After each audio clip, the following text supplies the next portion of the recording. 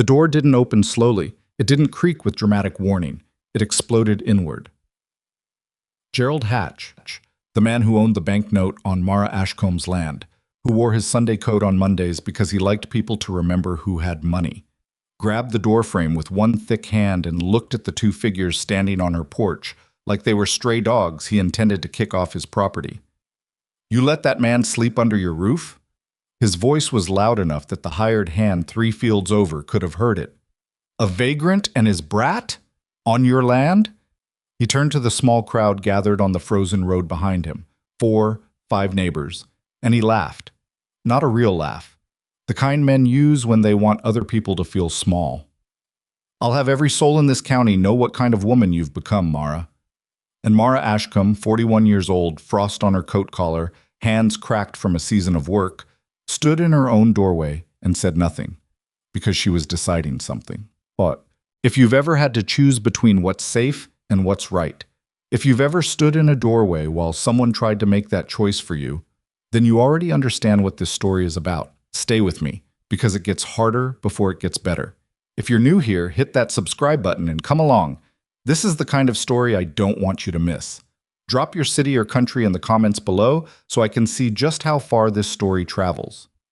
Now let's go back to where it began. The wagon came out of the gray like a wound, tilted hard to the left, one rear wheel sitting at an angle that told anyone who understood wagons that the axle had given up somewhere on the Caldwell Road, and the driver had coaxed it another mile or two on nothing but stubbornness. Mara saw it from the kitchen window. She wasn't watching for anything. She was watching because the light was going wrong. That particular shade of yellow-gray that meant weather was coming, and not the polite kind. The kind that arrived without apology and stayed until it felt like leaving.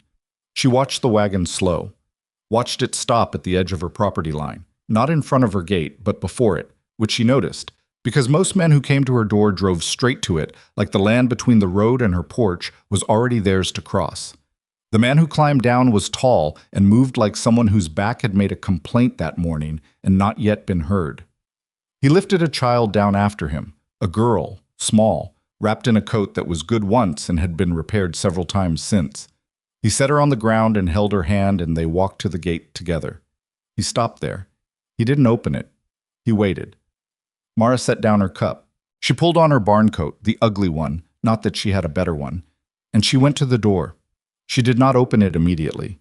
She looked through the small window cut into the wood at the upper panel, the one her husband Daniel had put there before he died, because he'd said a body ought to see who's knocking before committing to an answer. Daniel had been right about that, and about very little else, but she'd kept the window. The man outside had his hat in his hands. He was turning it slowly, brim moving through his fingers, not fidgeting. It read more like something to do while he was deciding what to say. The child beside him was looking at the frozen mud of the path, not at the door. Mara opened it. "Ma'am." His voice was low and tired. Not the tired of a lazy man, the tired of someone who had been spending everything they had for longer than was comfortable. "I'm sorry to trouble you this late. Name is Silas Mercer. This here is my daughter Ivy. We broke an axle about 1.5 miles east of your road. I got the wagon off the lane so it won't block anybody, but we're—" He stopped, looked at the sky briefly, then back at her. "We're in a situation." "I can see that," Mara said. He didn't flinch at her tone, which was flat and not particularly welcoming. He just nodded once, like her flatness was a fair response to a stranger showing up at dusk. "I'm a windmill mechanic by trade," he said. "I've got tools. I don't want charity. I'm asking for one night under a roof for my daughter. I can sleep in the barn if that's what's suitable. In the morning, I'll see about the wagon." The girl, Ivy, looked up then. She wasn't crying. She wasn't performing fear or appealing to Mara's sympathies with wide eyes. She was just looking, with the patient expression of a child who had learned that adults made decisions, and the best she could do was wait for them. That look did something to Mara's chest that she didn't appreciate. "Where are you headed?" Mara asked. "Wichita. I have a position lined up with the Consolidated Irrigation Company. Starting date is 3 weeks out." "You came from where?" "Missouri, outside Joplin." Mara considered this. Kansas in late October with a child and a broken wagon and a job waiting 3 weeks away. That was a man who was either stupid or desperate, and he didn't strike her as stupid. "One night," she said, "I've got a spare room that hasn't been used in 4 years. The girl can sleep there.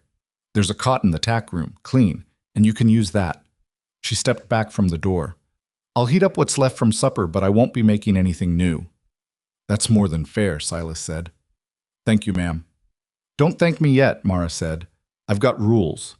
He waited. "No drinking, no wandering the property at night. The barn and the tack room are your spaces. Everything else is mine. You go nowhere on this land that I haven't said you can go. You stay until morning, and then you figure out your wagon problem and you move on." "Understood." "And," she looked at the child, "does she have any health issues I need to know about? Anything that would require a doctor?" "She's healthy," Silas said. "She's stronger than she looks." "Most things are," Mara said, and she wasn't sure if she meant it as an observation or a warning. She stepped aside and let them in. The kitchen was warm. Mara had not lit the parlor. She hadn't used the parlor in 2 years. But the kitchen stove was doing its job, and the room smelled like the venison stew she'd made 3 days ago and had been eating since. She ladled 2 bowls without asking and set them on the table and poured water from the pitcher. Silas sat down and waited until Ivy was seated before he picked up his spoon. "That," Mara noticed. She sat at the far end of the table with her cup of coffee and watched them eat. Not obviously. She pretended to be looking at the water stain on the ceiling that she'd been meaning to address since June. But she watched. Ivy ate with the focused attention of a child who'd learned not to eat too fast in front of strangers because it seemed rude, but who was also quite hungry. She was maybe 7 or 8. Her hair was brown and braided, and whoever had done the braiding had been careful about it. Her coat, now hung on the hook by the door, had been mended at the left elbow with thread that wasn't quite the right color, but the stitch work was tight. "Is there something I can do with these dishes when we're done?" Silas asked. "Wash them, I mean." "I'll do it," Mara said. "I'd like to help." "I know you would," Mara said. "I'll do it." He accepted this without argument, ate the last of his stew, set his spoon neatly in the empty bowl, and folded his hands. "Good stew," he said. "It's old stew. Still good." Ivy looked at him sideways, and he caught her eye, and something passed between them. Not a look that excluded Mara, just the comfortable shorthand of 2 people who had spent a lot of time together. Ivy looked back down at her bowl. "She doesn't talk much?" Mara asked. "She talks plenty when she knows someone," Silas said. There was no apology in it, just information. "How long has it been, the 2 of you?" The question came out before Mara had fully decided to ask it, and she didn't like that. She liked deciding things before they came out of her mouth. She'd trained herself to do that after Daniel, after the things she'd said when she was raw and grieving and hadn't controlled herself. Silas looked up. He wasn't caught off guard. He'd been asked before. 3 years, he said, since Ivy's mother passed. "I'm sorry." "Yes." He looked at the table briefly, then back up. "So were we." A silence came down over the kitchen that wasn't uncomfortable exactly, but had weight to it. The wind outside picked up and pressed itself against the south wall. Mara got up and checked the damper on the stove without needing to. "The spare room is at the top of the stairs, second door on the right," she said. "There's a quilt in the cedar chest at the foot of the bed. If your daughter gets cold, there's another one in the—" She stopped herself. She didn't know why she was going to tell him where the second quilt was. "Second door on the right," she repeated. "Good night, Mom." She lay awake that night for 2 hours listening, not because she was afraid of them, or not entirely because of that. Mostly because she was not used to sounds in the house. Hadn't been. Not since Daniel died and the last hired hand she'd trusted had left with $60 from her strongbox and her good wool saddle blanket in 1882. Since then, the house sounds were hers. The settling of boards, the particular way the north window rattled in a hard wind, the creak of the third stair that she'd stopped noticing years ago. Now she heard different things. A small cough from down the hall. The sound of the tack room door closing, far enough away that she felt it more than heard it. Then nothing. Just the wind, getting worse. She looked at the ceiling in the dark and thought about the axle. A man didn't break an axle and fabricate a child to gain entry to a farmhouse. That was a ridiculous thing to think, and she knew it was ridiculous, and she thought it anyway, because she had learned, expensively, that trust was not something you handed out like salt at supper. It was something that got weighed. Silas Mercer had said he was a windmill mechanic. She had a windmill. It had been broken since August. She had not hired anyone to fix it because the last man she'd paid to fix it had told her it couldn't be done and taken $8 for the assessment. She'd climbed up and looked at it herself and concluded he was either incompetent or dishonest, and in either case, not worth $8. The windmill had stayed broken. The hand pump at the well had been doing the work since summer, which meant more labor, more time, more of her back. She was not going to mention this to Silas Mercer. He was leaving in the morning. She closed her eyes. It was up before her. She came downstairs at 5:15, which was earlier than most people and later than she usually managed, because she had slept badly and turned the bedroom lamp on at 4 to read and fallen back asleep with the book on her face. She was not pleased about this. She liked to be the first person up in her house, and until 24 hours ago, that had been an easy standard to maintain because she was the only person in her house. Silas was sitting at the kitchen table. He had not lit the stove, and he had not made coffee, and he had not gone through her cabinets. He was sitting with his hands folded on the table in front of him, and he had a small piece of paper on which he appeared to have been writing something. He looked up when she came in. "Morning," he said. "You didn't light the stove," she said. "I didn't want to assume."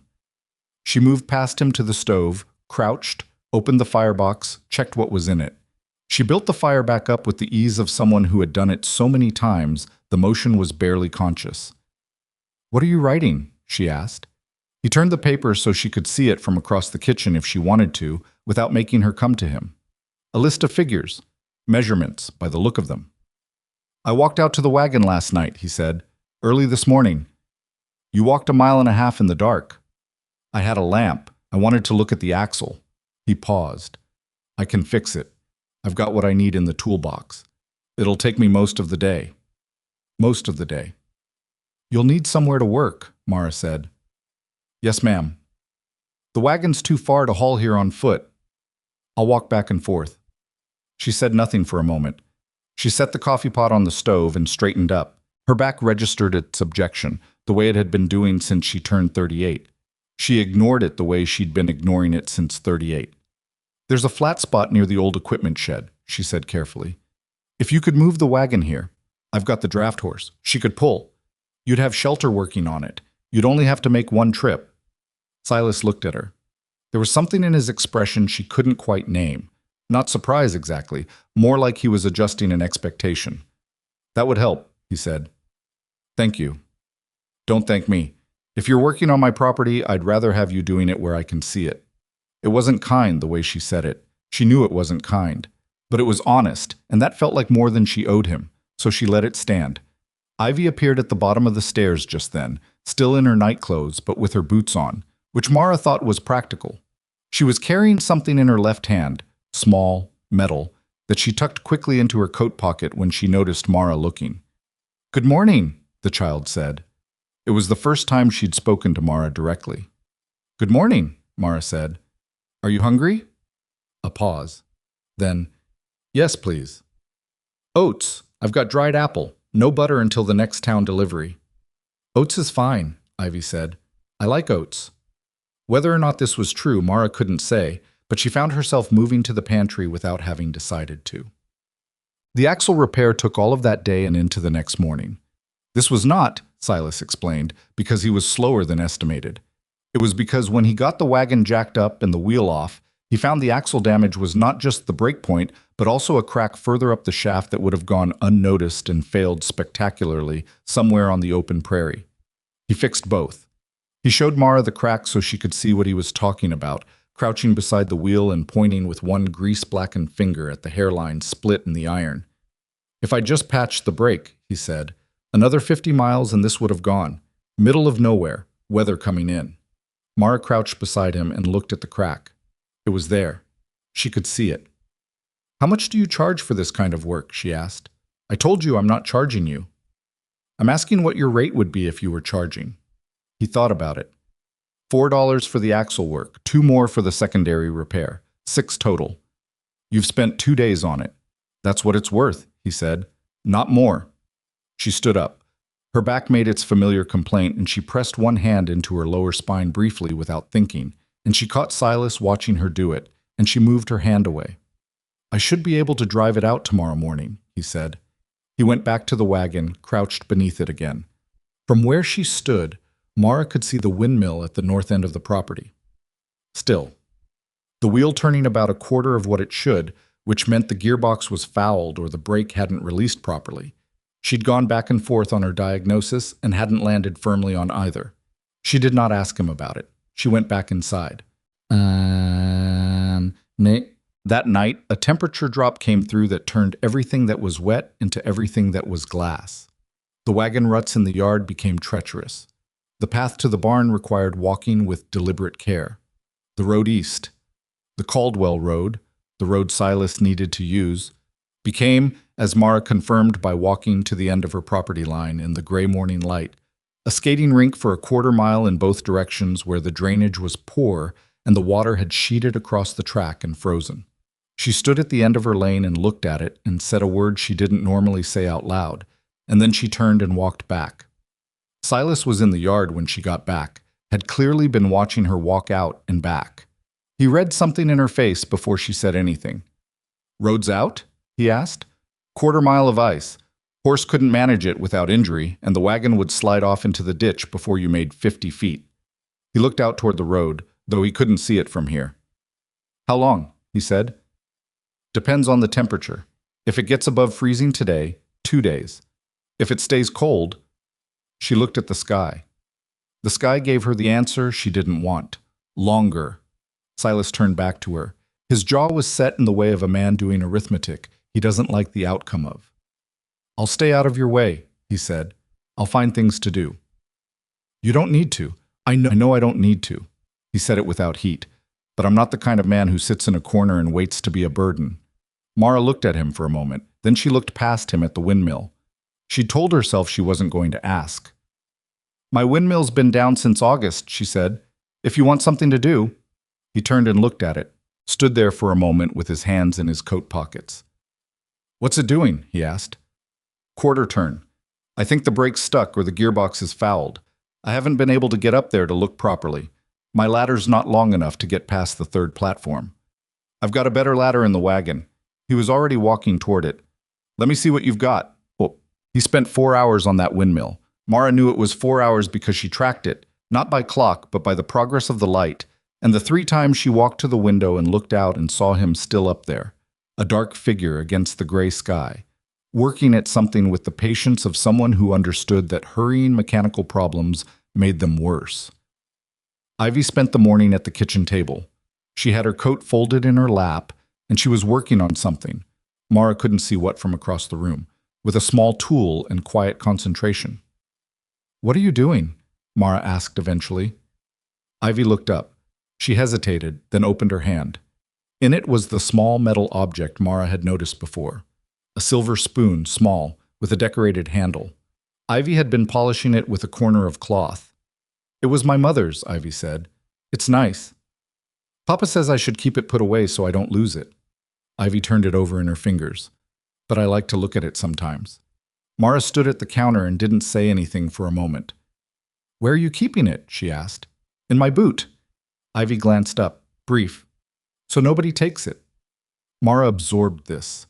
The picture it suggested, a child who had learned to hide the things she valued, not from her father, but from the general uncertainty of moving through the world with nothing guaranteed, pressed itself into her chest in a way she didn't want. "You can put it in the cedar chest in your room," Mara said. "The lock works. Keys hanging on the left side of the frame." Ivy looked at her carefully. "Are you sure?" "I said it, didn't I?" Mara turned back to the counter. After a moment she heard the chair scrape back, the small feet on the stairs. Outside, the windmill began to turn. Full, even rotations, the way it was supposed to move, the way it hadn't moved since August. Mara set both hands on the counter and looked out the window and watched it go around. And she was absolutely not going to make anything of this moment, so she made coffee instead.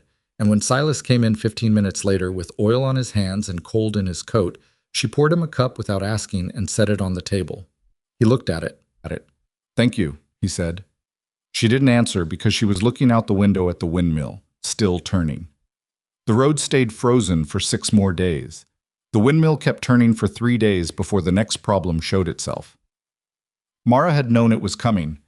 The drainage ditch along the east fence line had been failing since September. She dug it herself in the spring, which was the problem, because she was good at many things, and drainage engineering was not among them. Every hard rain sent water pooling against the foundation of the root cellar, and the root cellar was where she kept everything that would get her through winter. The potatoes, the preserved goods, the smoked meat wrapped in cloth and packed in salt. If that cellar flooded, she would be in serious trouble, and she knew it, and she had been managing it by checking after every rain and bailing when necessary, which was not a solution so much as a postponement of a reckoning. The rain that came on the fourth day of Silas's extended stay was not hard. It was the steady, cold, patient kind that lasted 9 hours and didn't rush anywhere and soaked into everything. Mara was in the barn when she heard water moving where water shouldn't be moving, and she came out in the dark with a lamp and found the east ditch had backed up and was running the wrong direction, sheeting toward the cellar door in a thin, glassy film that would thicken if the rain continued. She got the hand shovel and started redirecting it herself. She was 41 years old with a back that had been filing formal complaints for 3 years, and she was crouched in wet mud in the dark moving water by hand, which was exactly the kind of thing she'd been doing for a decade, and she was not going to stop doing it on account of a stranger sleeping in her tack room. "You're doing it wrong." She startled so badly she nearly went forward into the mud on both hands. Silas was standing 4 feet away with a lamp and his boots on wrong. She could see even in the dark that the left one wasn't laced properly, like he'd shoved them on fast and come straight out. "Don't do that," she said, her voice sharper than she intended. "Sorry." He didn't move toward her. "You're directing the overflow toward the low point by the fence post, but that low point feeds back under the cellar sill.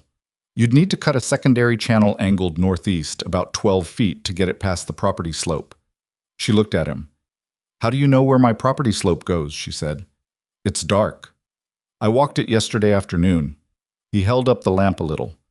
"Not snooping. I wanted to see how the water moved. Old habit. Windmill work. You end up looking at land drainage because it affects foundation stability."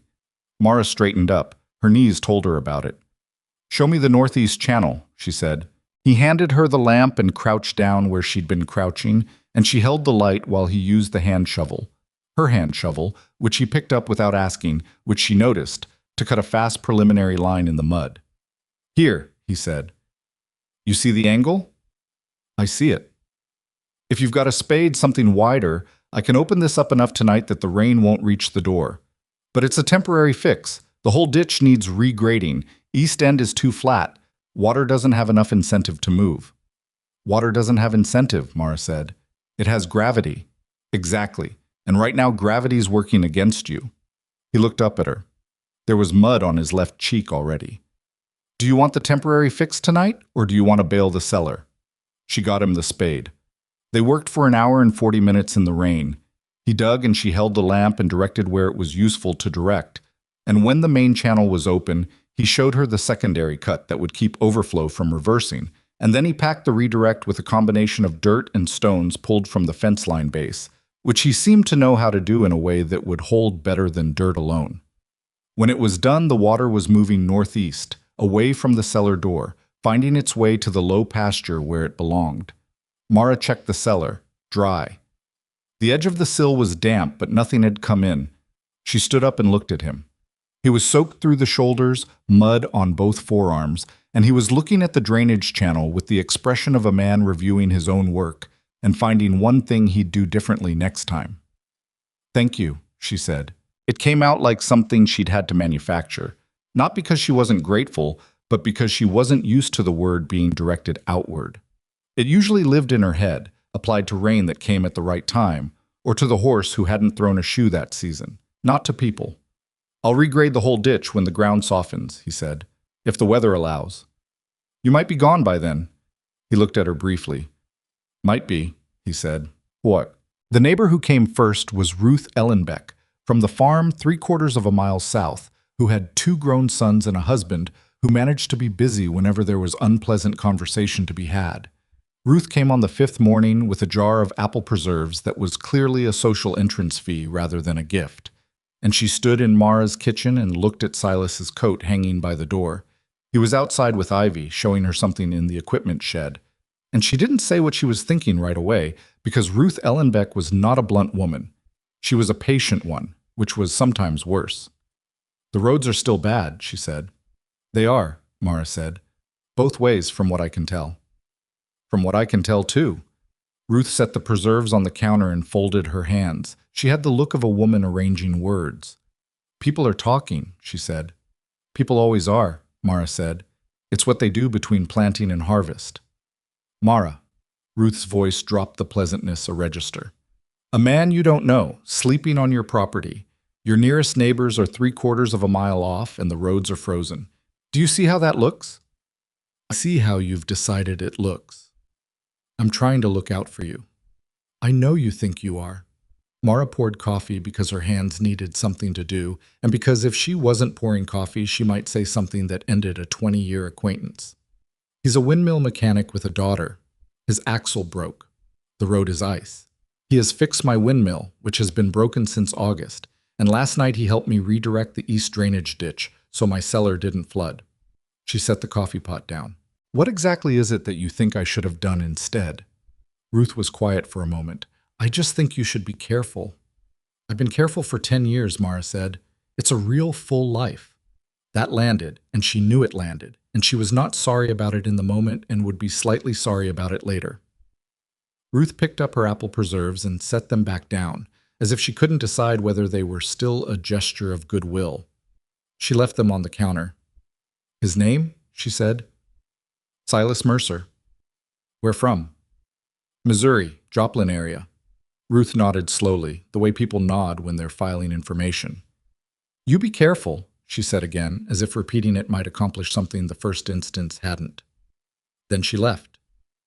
Mara stood at the window and watched her go and felt the old familiar weight of being a woman alone on land, which meant that every decision she made was subject to community review, while a man in the same situation was called self-reliant. She'd been living with that arithmetic for a decade. It didn't get lighter. What she didn't tell Ruth Ellenbeck, because it was none of Ruth's business, was that Silas had made an error the day before. He had been regrading the secondary drainage line, the part he'd roughed in during the rain, and he had pulled 3 fence posts that he said needed to come out because they were sitting in the water path and would hold mud and block flow. He was right about this. She knew he was right, but he had pulled them without asking her first, and when she came out and saw the gap in the east fence line, she felt something cold move through her that wasn't wind. She hadn't said anything immediately. She'd stood there and looked at it and felt her jaw get tight. He saw her face when he turned around. "I should have asked," he said. He said it before she said anything, which she hadn't been prepared for. "I moved on it without thinking. I'll reset them today.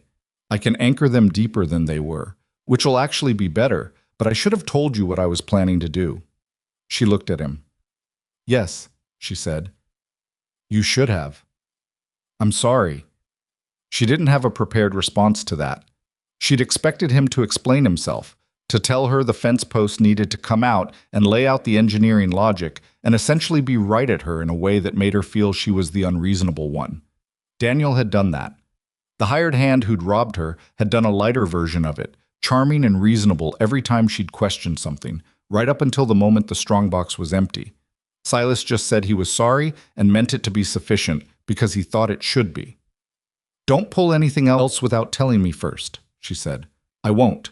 He went back to the drainage line. She went back to the house, and she stood at the kitchen window for a moment and tried to figure out what had just happened and why it had made her more unsettled than the original problem. Ivy had taken to following Mara on morning rounds. This had not been arranged or invited. It had happened incrementally, the way small things did. On the second morning, Ivy had been awake when Mara came downstairs, sitting at the kitchen table with a small book of arithmetic exercises, working problems with a pencil stub she'd sharpened herself with a pocket knife. She'd looked up when Mara came through with her barn coat on. She hadn't asked to come. On the third morning, she was already in her coat when Mara came down. Mara had looked at her. Ivy had looked back with that level, waiting expression. "You'll need to keep up," Mara said. "I don't slow down for the barn rounds." "I know," said Ivy. She had kept up. She was, Mara was finding, a child who observed before she spoke, which was a quality Mara respected and rarely found in adults, let alone children. She asked questions, but they were specific questions. Not the exhausting general curiosity of a bored child, but the targeted inquiries of someone who had noticed something particular and wanted to understand it. Why is that hen separated from the others on the fourth morning? She's got a respiratory infection. I've got her isolated so the others don't catch it. How do you know it's that and not something else? Sound she makes when she breathes, rattling. Ivy considered this. Has she got worse or better since you separated her? About the same. Mara looked at the hen. Maybe slightly better. So it's working, Ivy said. Tentatively, Mara said. Don't declare victory before the war's over. Ivy seemed to store this. She was quiet the rest of the round, but when they got back to the kitchen, she said without preamble, My mother kept chickens. Mara poured the water on to boil. Did she? She said hens were good company because they had opinions about everything, but they couldn't tell you about them. Mara snorted. It came out before she could decide not to. Ivy looked at her with an expression that might have been the beginning of something lighter, and then she went to get her arithmetic book. On the 8th day, Gerald Hatch came. He came on a horse that cost more than most families in the county earned in a year, and he came with the particular energy of a man who had spent several days deciding something and had finally committed to it. He was 53 and ran the Consolidated Land Office out of Milford and held paper on 4 properties in the valley, including $2 of note on a fence repair loan Mara had taken in 1883 and paid off in 1884, which he sometimes seemed to forget. He tied his horse to the gatepost, not the hitching rail 10 feet to the right, the gatepost where it would be in the way, and he came to the door and knocked with the kind of force that was itself a message. Mara opened the door. Gerald, she said. Mara. He looked past her immediately into the kitchen. Silas was at the table with a piece of mechanism from the well pump disassembled in front of him. The valve seal had been cracking, and he'd asked Mara if she wanted him to look at it, and she'd said yes. She'd been meaning to get to it. Silas looked up at Hatch's entrance and then looked back down at the valve components without commenting. I heard you have a man staying here, Hatch said. Word travels, Mara said. The roads have been open 2 days. East Road cleared on Tuesday. This was information she had. She'd checked Tuesday morning. Silas had checked Tuesday morning. Neither of them had said anything about it directly, which was something she'd been examining from various angles since Tuesday. I know the roads are open, Mara said. Hatch looked at her. Then he looked at Silas again, more deliberately this time. How long is he staying? He said. I don't know that that's your concern, Gerald. Your reputation is my concern. He said it like he was doing her a favor. And I'll tell you plainly, I've had 3 people come to my office in the last 4 days asking about the situation out here. 3 people, Mara. That's not gossip. That's community concern. Community concern, she repeated. This man is a stranger. You have no references for him. No one in this county knows who he is. Silas set down the valve component he'd been examining. He didn't stand up or turn around. He said, from where he was sitting, You're welcome to check my references, sir. I've got letters from 2 employers in Missouri and 1 in eastern Kansas. I can get them from the wagon if you'd like to read them. Hatch looked at the back of Silas's head, then at Mara. I'm not speaking to you, he said to Silas. You were speaking about me, Silas said, with the same tone he'd used discussing weather. Seemed like a fair offer. Hatch's jaw tightened. He brought his eyes back to Mara and lowered his voice, which meant he was serious. I'm trying to help you, he said. I've known you since Daniel was alive. I know how hard you've worked to keep this land. A man shows up, good with his hands, easy with his words, and you let him stay. He fixed my windmill, Mara said. He regraded my east drainage ditch. He's currently replacing the valve seal on my well pump that I've been meaning to have done since July. She kept her voice level with some effort. What would you like me to have done instead, Gerald? Turned them out in the ice? The child too? You could have sent word. I'd have found them a place. At what cost and with what conditions? She looked at him steadily. You find everyone a place, Gerald, and you always know the price of it. The kitchen was very quiet for a moment. Hatch pulled himself up. It was a small movement, but it changed his posture, from concerned neighbor to something more official. I'm going to need to see those letters, he said to Silas. Silas got up from the table, went to the door, pulled on his coat without hurry, and went out to the wagon. He came back 3 minutes later with a folded envelope and set it on the table. Hatch picked it up. read through the two letters inside. Mara could see him reading. It took longer than she expected, which meant the letters were substantive. His face went through something while he read that he managed to mostly keep off the surface. He folded them and set them down. "The Consolidated Irrigation Company," he said slowly. "Wichita." "Yes, sir," Silas said. "I know that operation." He said it in a tone that didn't resolve into a clear verdict. "Then you know they don't give reference letters for people they've never met," Silas said. Another silence. Hatch picked up his hat from where he'd set it on the counter. He'd put it on Mara's counter without asking, which she'd noticed, and he looked at Mara one more time. "You know your own mind," he said. It was not quite a compliment. "I've had to," she said. He left. His horse was still blocking the gatepost, and she watched him ride away and felt the complicated mix of things that Gerald Hatch always produced in her. Part old familiar irritation, part the uncomfortable knowledge that he was not entirely wrong that people were watching, part something colder that she didn't want to look at too directly. She turned back to the kitchen. Silas had sat back down and picked up the valve seal. "I can have this done by afternoon," he said. "Pump should hold through the winter once this is replaced." Mara looked at him for a moment. "The roads have been open since Tuesday," she said. He set the valve down. He didn't look away. "I know," he said. "You haven't said anything about leaving." "No," he said. "I haven't." The pause between them had the quality of something that needed to be in the room for a minute before either of them knew what to do with it. "The cellar shelving needs rebuilding," Mara said finally. "The rear wall braces are rotted. If it goes, I lose the shelving and everything on it." "I noticed," he said, "week ago." "Can you do that kind of work?" "I can do most kinds of work," he said.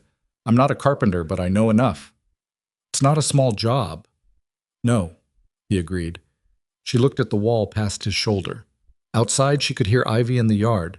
The child had been given charge of feeding the hens in the morning, an arrangement that had happened organically and that Mara had not exactly authorized and had not rescinded. "I'm not offering you wages," Mara said. "I can't afford to pay you, and I won't pretend otherwise. I can offer room and board. That's what's available." Silas looked at her. There was something in his face she was getting better at reading, not yet able to translate fully, but beginning to understand the general territory. "That's fair," he said. "You still have that job in Wichita," she said. It came out careful.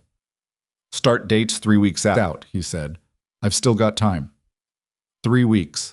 She did the arithmetic and said nothing. He picked up the valve seal again, turned it in his hands, examining the crack along the rubber edge. "This has been going since summer, at least," he said. "If it had gone fully in January, midwinter, you'd have lost pump function. Hand drawing from the well in January is—" "I know what it is," she said. "I've done it." He looked up. Something moved through his expression. "I know you have," he said quietly. "That's not what I meant." She picked up her coat from the hook. "I'm going to check the south fence line," she said. "Ivy's still with the hens?" "She was when I came in." "Tell her not to let the spotted one out of the separate pen." She opened the door. "And tell her she can use the real pencil in the kitchen drawer for her arithmetic, not that stub she's been making do with." She left before he could say anything. The cellar shelving took 9 days. Not because Silas was slow, he was methodical, which was different. He took the rear wall apart in sections so that the goods stored on it could remain accessible throughout, shifting them in organized groups that he returned to exactly the position he'd moved them from. This struck Mara as either very considerate or very deliberate, and she spent some time working out which, and concluded that it was both simultaneously and that this was a category of person she didn't have much experience with. He had to remake the wall braces from lumber he found in the equipment shed. Old planks, some of them warped, which he straightened with a combination of moisture and weight and time. A process Mara had never seen done, and which she watched for 20 minutes from the cellar door on the 4th day before she realized she was staring and went back inside. 3 days into the cellar work, he asked if he could look at the barn's east wall. "Why?" she said. "There's a draft coming through the lower boards that's consistent with a gap at the foundation level. Your animals are warm enough now, but if we get a hard freeze in January, the temperature drop in there could stress the livestock." "I know about the draft," Mara said. "I've been meaning to address it." "I figured," he said. "Not with implication, just agreement." "How would you address it?" she asked, despite herself. He explained a method using a combination of packed clay and cutboard that would seal the gap from inside and out. It was not complicated, he said, but it needed to be done before the ground froze too hard to dig the outside pack. Do the cellar first, Mara said. He went back to the cellar. She stood in the barn for a moment after he left, in the exact place where the draft came through, feeling it against her ankles. She'd been feeling it for 2 winters. Word had gotten around that Silas was still on the property. She knew because Ruth Ellenbeck came back, without the apple preserves this time, which Mara took as progress of a kind. And she came with her older son Thomas, who was 26 and had the family habit of announcing his opinions in the form of concerns. People are saying he's planning to stay the winter, Thomas said. He was standing in her kitchen the same way Hatch had stood, with the presumption of a man who expected his presence to carry weight. People are saying a lot, Mara said. Is it true? I don't discuss my arrangements with people who aren't party to them, Mara said. Thomas looked at his mother. His mother looked at the coffee cup Mara hadn't offered her. Mara, Ruth said, be sensible. I run a working ranch, Ruth. I've had a windmill down since August, a drainage problem that nearly cost me my cellar stores, a well pump valve that was failing, and shelving in the root cellar that was a hard winter away from collapse. She heard her own voice steadying into something she recognized, the voice she used when she was done being patient. I have had a skilled man offer to repair these things in exchange for room and board. That is a transaction, not a scandal. Thomas opened his mouth. If either of you can show me a single thing on this property that Silas Mercer has done wrong, Mara said, a single thing that has harmed me or my land, I will hear it. Otherwise, I'd like to get back to work. Thomas closed his mouth. Ruth stood up. She had the expression of a woman who knew when a conversation was over and was deciding how to feel about that. At the door, she paused. He's got a job in Wichita, she said. Not as an accusation, as something more complex. He does, Mara said. Ruth looked at her for a moment with more clarity than Mara had expected. When he goes, Ruth said quietly, you'll feel it, the leaving. I just want you to be ready for that. She went out. Mara stood in the kitchen after the sound of hooves had faded, and she was very careful not to think about what Ruth had said for a long time, which meant she was thinking about it the whole time. The first snow came on a Wednesday, light and exploratory, covering the yard in a thin sheet that melted off the south-facing slope by afternoon, but held in the shade of the barn and along the north fence line. Silas finished the cellar shelving that same day. He came in and told her it was done and asked her to come look before he put the stored goods back. She went down with him. The rear wall was solid. The new braces were heavier than the originals, set into notches he'd cut in the existing frame. The work was not elegant, but it was sound, and she put her hand on the main brace and pushed and felt nothing give. This will hold through anything the winter brings, he said. The original braces were undersized for the load. I know, she said. Daniel built them. A pause. Do you want me to start putting the stores back? I'll do it, she said. I know where everything goes. She put the stores back while he went to check on Ivy, who had been in the house all afternoon doing her lessons. Mara worked alone in the cellar with the lamp, putting things back in their place. The potatoes in their box, the preserved jars in their rows, the smoked meat on the upper shelf where the air was driest, and the shelving held the weight without a sound. Outside, the thin snow was still falling. The windmill was turning steadily in the north wind. She sat on the cellar step for a moment and looked at the stores arranged around her, enough to get through to March if she was careful, more if winter was mild.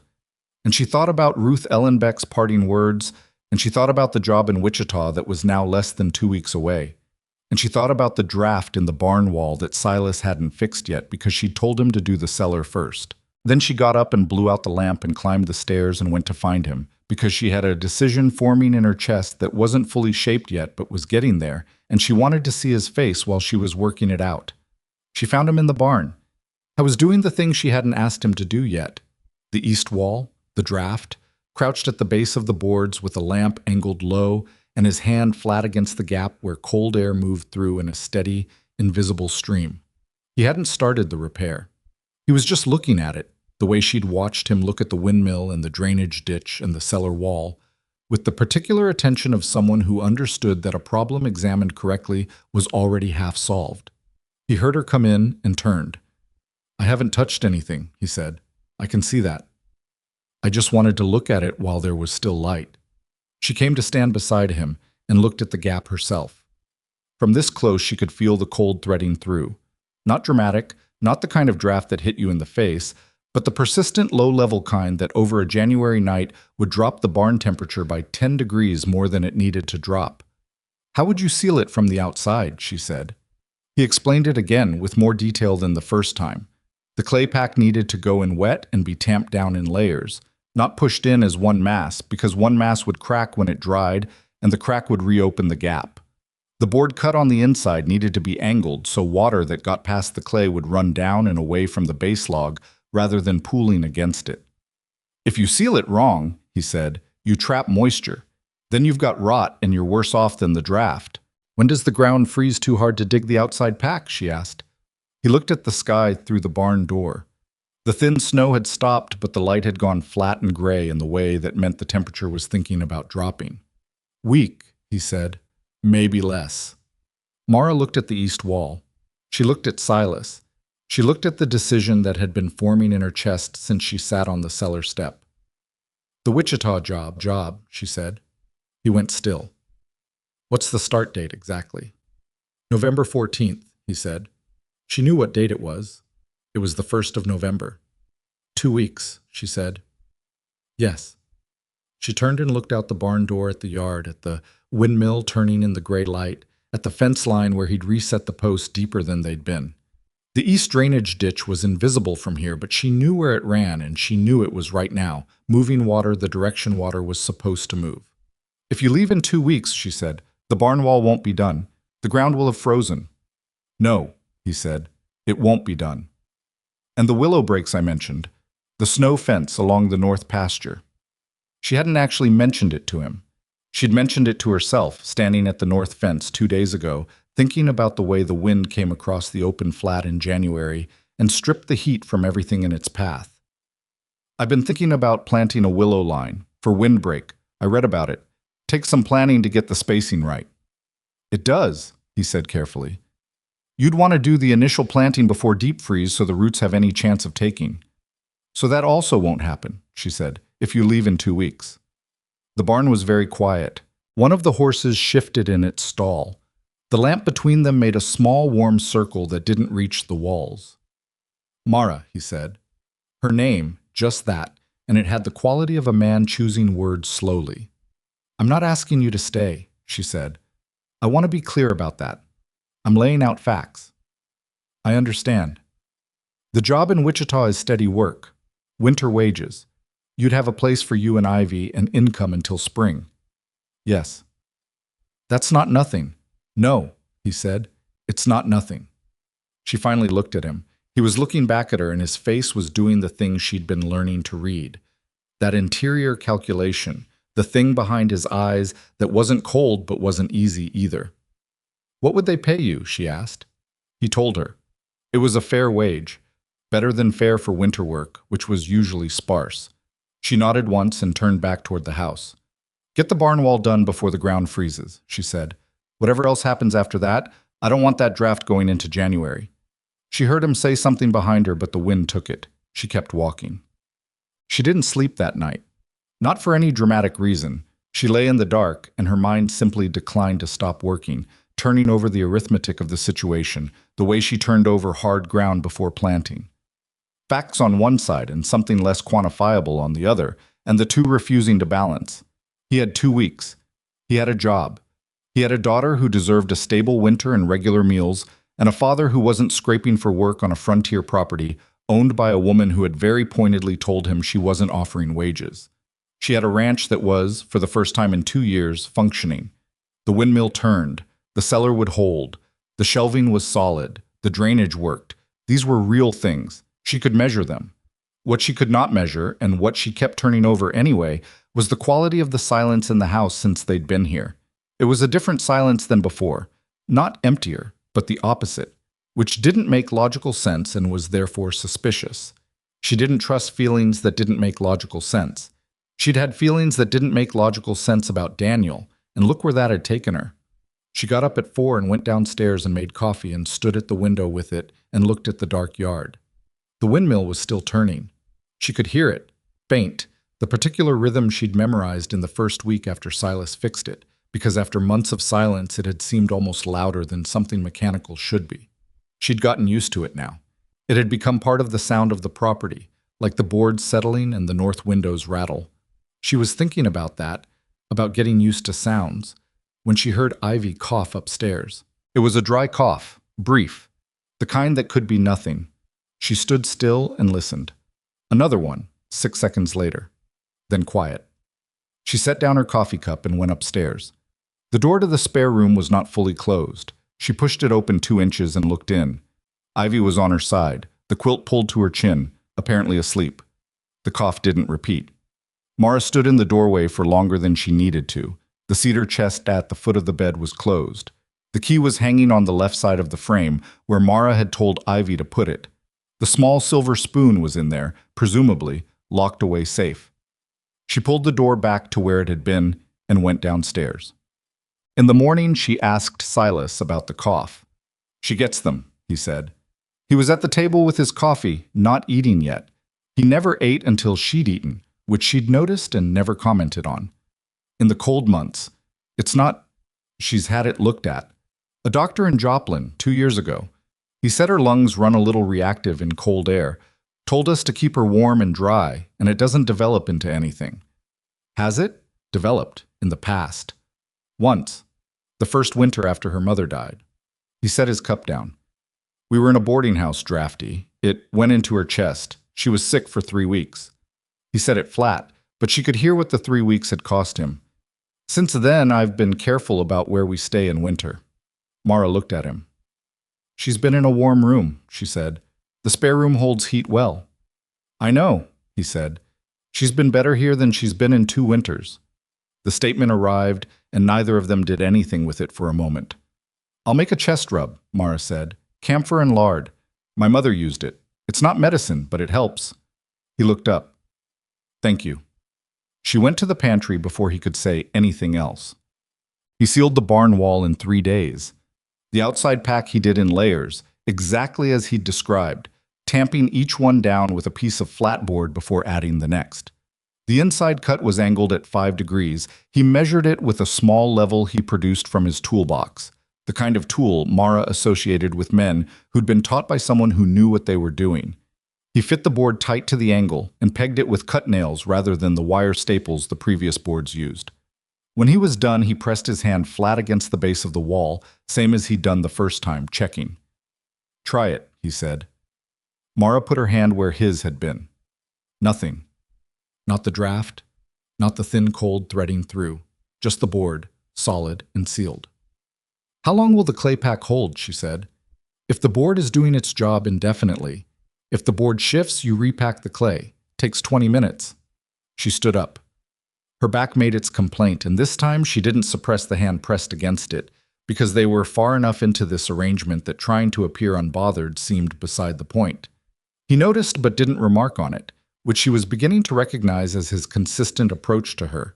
He saw things and filed them without commentary, which was both respectful and, occasionally, slightly unnerving. Come here, he said. She looked at him.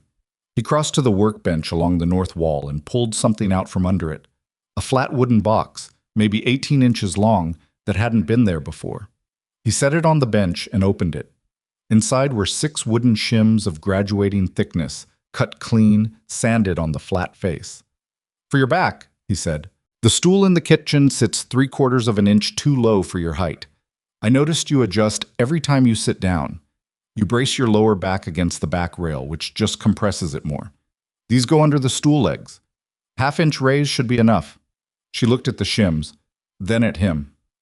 You made these, she said, scrap wood from the cellar braces. Took 20 minutes. She didn't know what to say. It was not a large thing. It was an extremely specific and practical thing that required someone to have been paying attention to her physical discomfort over multiple weeks and to have done something about it quietly, without announcement, as if helping was simply a direction he moved in when he identified a problem. I'll put them under the stool, she said. I can do it. I'll do it, she said. She took the box and went back to the house. She put the shims under the kitchen stool and sat down on it that evening and felt the difference immediately. A small adjustment, the kind that wouldn't solve anything structural, but would make an hour of kitchen work meaningfully less punishing.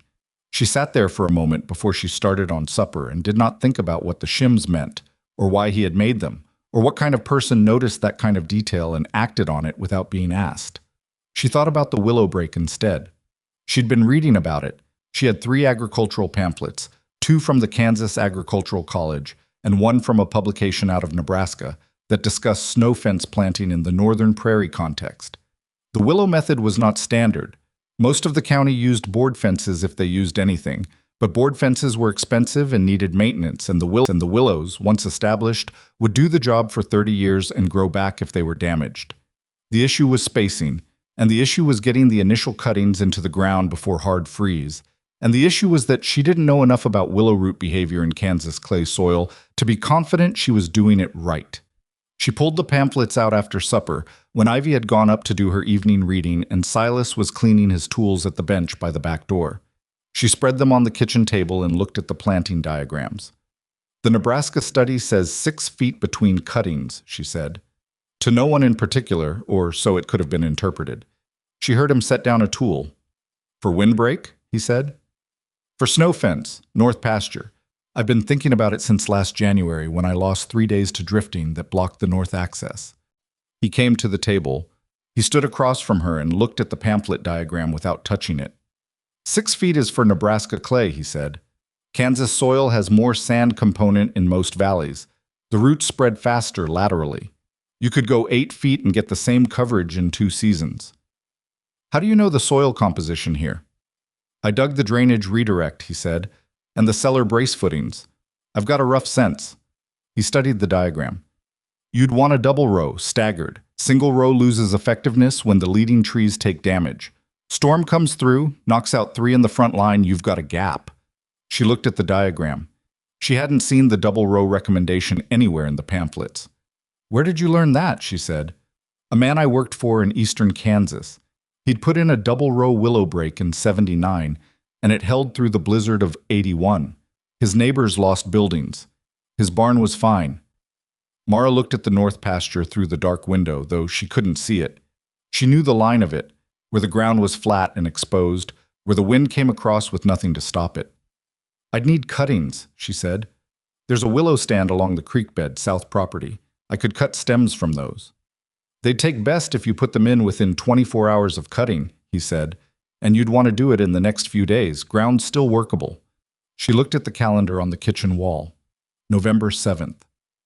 That's before the 14th, she said. He looked at her. Yes, he said. She closed the pamphlet. I'll think about it, she said, and went upstairs. And she'd already made the decision, but she wasn't ready to say so. Ciao. She thought about it for one day. Then she went to the creek bed with the pruning saw and cut 60 willow stems, 8 to 10 inches each, healthy wood, the kind that still showed green when you nicked the bark. And she brought them back in 2 batches, the second batch with Ivy's help because the child had come out of the house when she'd seen Mara loading the first armful into the wheelbarrow and had simply taken up a position at the other handle without asking. You know what we're doing? Mara said. Snow fence, Ivy said. Papa explained it. Of course he did, Mara said, not unkindly. They brought the cuttings back and stood them in a bucket of water from the trough to keep them fresh. And in the afternoon, Silas came out with the fence post driver and the measuring rope, and they laid out the double row together, him calling the spacing, her driving the marker stakes, Ivy recording the count in her arithmetic book because she was the only one with a free hand and a pencil at the right moment. They got 60 stems in the ground before the light went. Silas packed each one with a combination of soil and composted matter from the barn floor. He'd asked her 2 days earlier if he could use that material for something, and she'd said yes without asking what, which she was now glad about because she hadn't known enough to make the case for it. He tamped each one in with the handle of the post driver, not the head, because the head would have split the green wood. When the last one was in, the light was nearly gone, and all 3 of them were dirty from the knees down, and Ivy had mud on her braids from where she'd bent over to look at something close to the ground, and hadn't thought about where her hair was. Silas looked at the double row of stems in the failing light. It didn't look like much. 60 sticks in Kansas clay, nothing between them and the sky. 3 years, he said, maybe 4. First real winter, you'll see the difference. Mara looked at the row of sticks. She was thinking about 3 years. She was thinking about 4. She was thinking about who was going to be looking at these willows in 3 years when they were tall enough to matter. "Come in," she said. "I'll make supper." He told her on the 11th. He came in from the barn at mid-morning, and he washed his hands at the basin, and he came to the kitchen doorway, and he stood there with his hat in his hands. The same posture he'd had at her gate on the first evening, the hat turning through his fingers. She was at the counter, and she knew before he said anything. "I've been thinking," he said. "Have you?" she said. "About Wichita." She kept doing what she was doing, which was cutting dried apple for the porridge. She kept her back to him for a moment because she didn't want him to see her face while she arranged it. "And," she said, "there's a condition I hadn't mentioned," he said, "because I didn't know until the letter came last week." She turned around.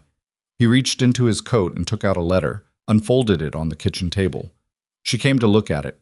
It was from the Consolidated Irrigation Company in Wichita. She read it. She read quickly, and she read it all the way through, not just the part he pointed to. The job was his, it confirmed. Mechanic's position, winter wages, dormitory housing provided on the company grounds. Dormitory housing. Single men's quarters. No provision for families. The letter was explicit. The accommodation was for the employee only, and dependents could not be housed on company property. Alternative arrangements for family members were the employee's responsibility. She looked up. Silas was watching her face. "Single men's quarters," she said. "Yes." "They knew you had a daughter when they offered you the position?" "They knew. I told them outright in my application." His jaw was set. "Apparently the policy changed after the original offer, or they assumed I'd make other arrangements." "What other arrangements?" Mara said. It wasn't a question. "I've looked into it," he said.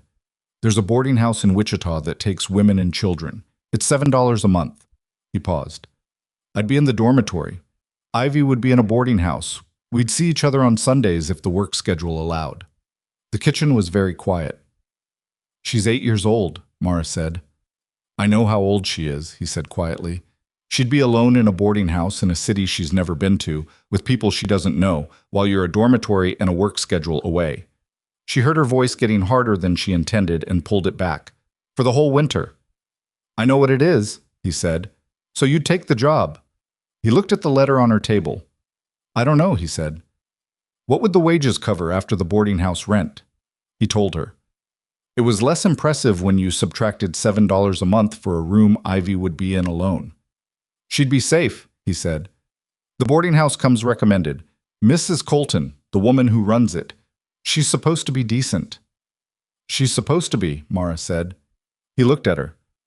"What would you have me do?" he said, and his voice had something in it that wasn't quite frustration and wasn't quite appeal.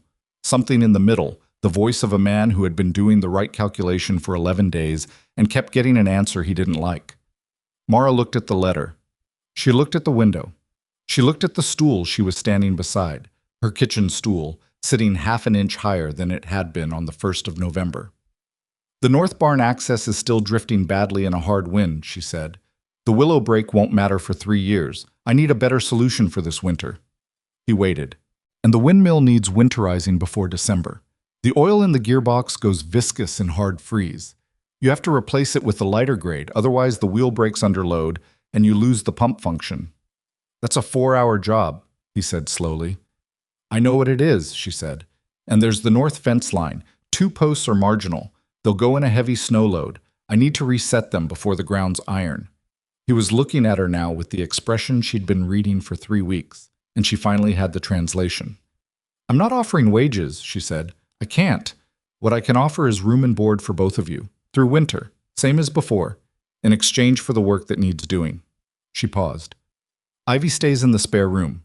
You keep the tack room. Nothing changes except the duration." "Through winter," he said. "Through March. When the roads are reliable again, and the spring work starts, and you can think about what comes next from a position that isn't desperation." He set his hat on the table. He looked at it for a moment. "You don't need to do this," he said. "I know that," she said sharply.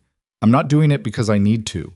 I'm doing it because my root cellar is full, my windmill turns, my drainage works, and I'm not a woman who can watch a child go into a boarding house in a city when there's a better option available." That's why I'm doing it. She turned back to the counter. If you've got a different reason you want to assign it, that's your business. A long quiet. All right, he said. All right, she said. I'll write to Wichita today. Decline the position. She nodded once, her back to him. Mara, he said. She stopped cutting. Thank you, he said. For Ivy, specifically. She stood there with the knife in her hand and looked at the wall and said, she can keep the key to the cedar chest, as long as she's here. She heard him pick up his hat from the table. She heard him go to the door. I'll start on the windmill winterizing this afternoon, he said. Ground's still workable on the north fence, she said. Do the posts first. He went out. She stood at the counter and listened to the door close and listened to the windmill turning and felt the particular quality of the silence that he left behind, which was, she admitted to herself, not like silence at all. The letter to Wichita went out on the 12th. She didn't see him write it, but she saw him fold it and seal it, and she offered him the postage stamp from the kitchen drawer without comment. And he took it and thanked her, and she went back to what she was doing. 3 days later, the sky changed. Not dramatically, not all at once. It changed the way a person's face changes when they've made a decision they're not going to announce, a shift in the quality of the light, a drop in the barometric pressure that Mara felt in her sinuses before she saw it in the sky, and a wind that had been coming from the northwest for 2 days and was now coming from the north with a different intention. She stood at the north fence line with Silas, the two freshly reset posts packed solid in the ground between them, and they both looked north at the sky together. It was the color she associated with serious weather, not the yellow-gray of the ice storm or the flat gray of the November rain. This was a deeper tone, almost purple at the horizon, where the cloud base was sitting low and hard, and the wind was not gusting. It was steady, which was worse. How long do you think? She said. He was quiet for a moment, and she'd learned by now that his quiet meant he was looking at multiple things simultaneously and synthesizing them before he spoke. Days, he said, not hours. But it's coming. She looked at the willow sticks in their double row. 60 small stems in the ground, too new to help anyone this winter. We need to get the livestock sorted, she said, and the hay stores need moving to the inner barn section. The drainage, I checked it this morning, it's clear. The cellar is stocked. Full, she said, as of last week. He looked at the horizon again. If we're not back in 30 minutes, light every lamp in the kitchen and put them in the window.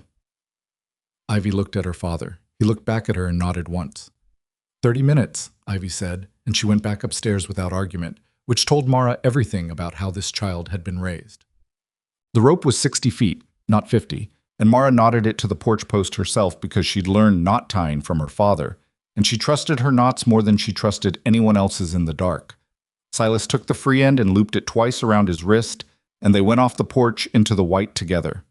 It was the worst 20 yards she'd walked in recent memory.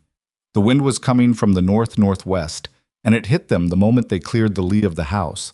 And it wasn't a gust. It was a wall, consistent and unbroken, and the snow in it was so fine it got into her collar and her eye corners and the gap at her wrist where the coat sleeve ended. She kept one hand on the rope and one arm up against her face, and she counted steps. The barn door was latched from the outside with a pin latch she'd designed herself precisely because it could be operated with one hand in the dark. She found it by feel, popped the latch, and they fell inside on a wave of relative warmth that felt extravagant after the 20 yards. The animals were restless. The horses moved in their stalls. The 2 milk cows were pressed against the interior wall, which was normal storm behavior, but they were doing it harder than usual, their sides touching, which meant the temperature had already dropped enough to matter. Silas went directly to the vent guards. He had to climb to check the upper 2, which he did on the barn ladder with his lamp held between his teeth, an awkward and slightly alarming approach that Mara watched from below without commenting on. He cleared ice from 2 of the 4 guards with a short-handled tool he'd apparently brought for this purpose, which meant he'd thought of it before they left the house, and she hadn't seen him pick it up, which meant he was paying better attention under pressure than she'd credited. Upper 2 are icing, he said, coming down the ladder. Lower 2 are clear. The airflow is maintained, but I'll need to check again in 3 hours.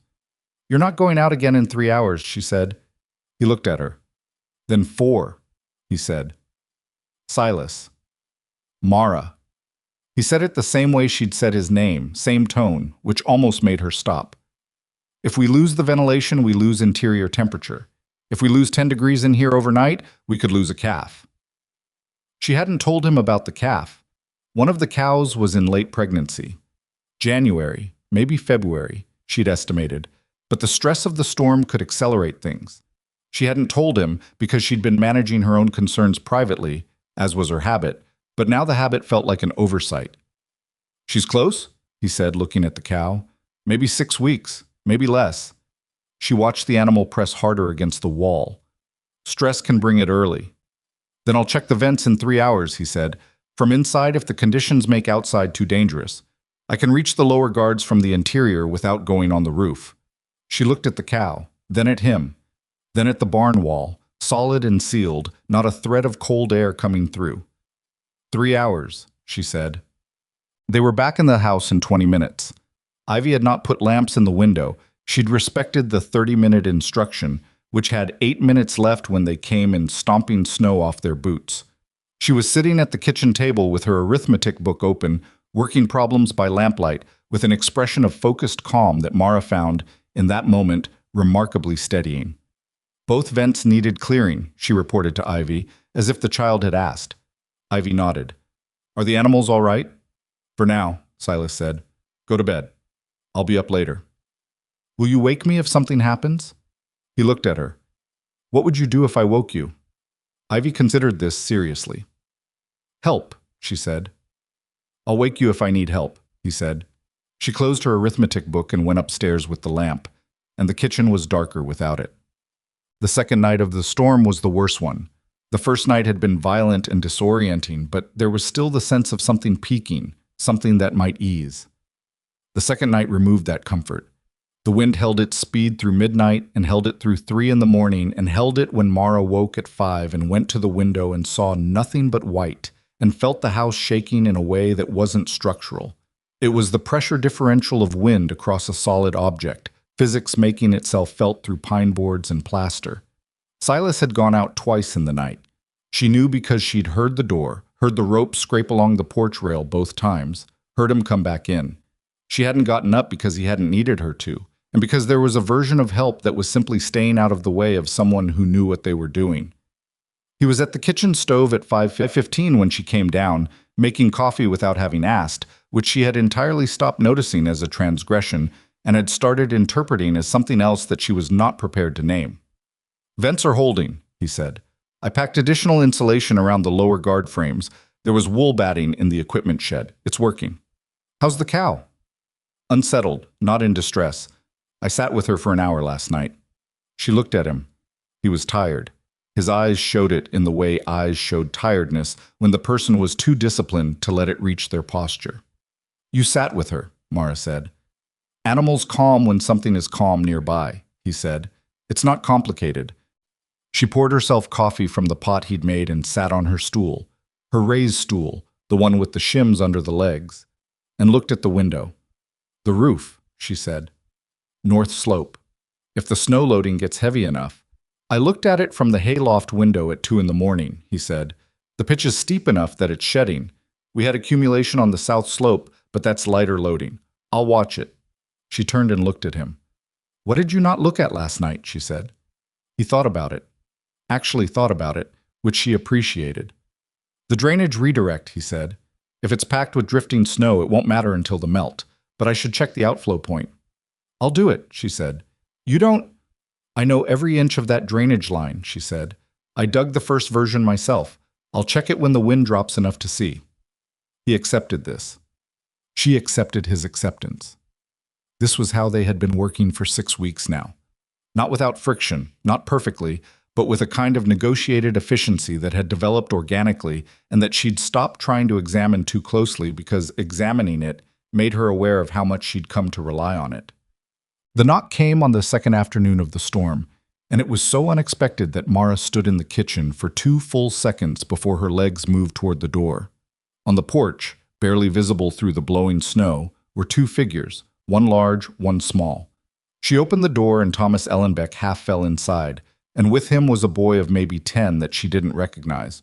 Not his son, too young, and wrong coloring. Thomas was in bad shape. Not injured, but cold in the way that meant he'd been outside long enough for his body to start making executive decisions. His face was the wrong color, and his hands, when he got his coat off, were shaking. "Found him on the road," Thomas said, nodding at the boy. "Coming from the Henderson place. Henderson's roof went." "Went how?" Silas said. "Partial collapse.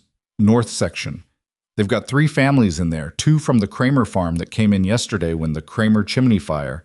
He stopped and pressed his hands together to feel them. "Mara, they've got nowhere to go.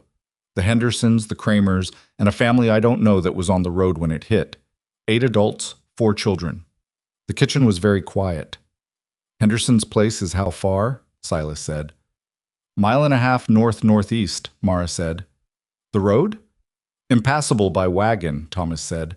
"That's why they sent the boy on foot." The boy had been standing silent by the door since they came in. He was 10, maybe 11, and he'd been crying recently and had stopped and was holding the stopped crying face with some effort. He had one mitten and not the other. Ivy appeared on the stairs. She looked at the boy. The boy looked at her. She came down the rest of the stairs and went to the stove, and without asking anyone, she poured a cup of hot water from the kettle. Not coffee. She knew better than to give a cold child coffee. And she brought it to the boy and put it in his one-mittened hand. "Sit down," she said. "You're safe." The boy sat down. Mara looked at Silas. He was already looking at her, and she could see the arithmetic happening behind his eyes. "Draft horse can pull a sled," he said, "if we have a sled. Equipment shed, the old harvest sled. It's not in good shape." "I can look at it." "In this wind?" "The shed is attached to the barn on the south side. I can get there through the barn without going outside." He paused. "Mara, 11 people in a partially collapsed structure in this storm, 2 days in. They need to come here." She looked at the kitchen. She looked at the ceiling, thinking about the rooms above. The spare room, her room, the small storage room that had a floor and a window, and nothing else. 12 people in this house," she said. "The barn is warm," he said. "The animals have the north section. The south section has the hay storage and 20 feet of clear floor space. It's warmer than a collapsed building." She thought about the cellar, full. She thought about the root stores, the smoked meat, the preserved goods she'd calculated to last her one woman until March. She thought about feeding 12 people through an ongoing blizzard. She thought about an 8-year-old boy with one mitten who had walked 1.5 miles through a Kansas blizzard to ask for help. "Fix the sled," she said. He fixed it in 40 minutes. She knew because she was in the barn checking on the cow when he came through from the equipment shed with the sled behind him, pulled by hand, the runners repinned with iron bolts from his toolbox because 2 of the original wooden pegs had cracked. She looked at the sled. She looked at the bolts. "Will it hold weight?" she said. "The frame is sound. The runners are solid. Yes." "Thomas is in no condition to drive," she said. "I know," he said. "You've never driven in a blizzard." "No," he said. "Have you?" She had. Twice. Once bringing Daniel home from the Milford doctor in the winter of 1880. Once getting supplies when a mild season turned hard without warning. She hadn't enjoyed either experience. "I'll drive," she said. He looked at her. "Mara, I know the land between here and the Henderson place. I know where the road runs and where the ditch is and what the terrain feels like even when you can't see it." She was already moving toward the horse's stall. "You stay here. If that cow goes into labor in the next 4 hours, you need to be here." His face went through something. "Take the rope," he said. 60 feet, tied to the back of the sled. "If you go into a drift—" "I know about ropes," she said. "Mara." He caught her arm.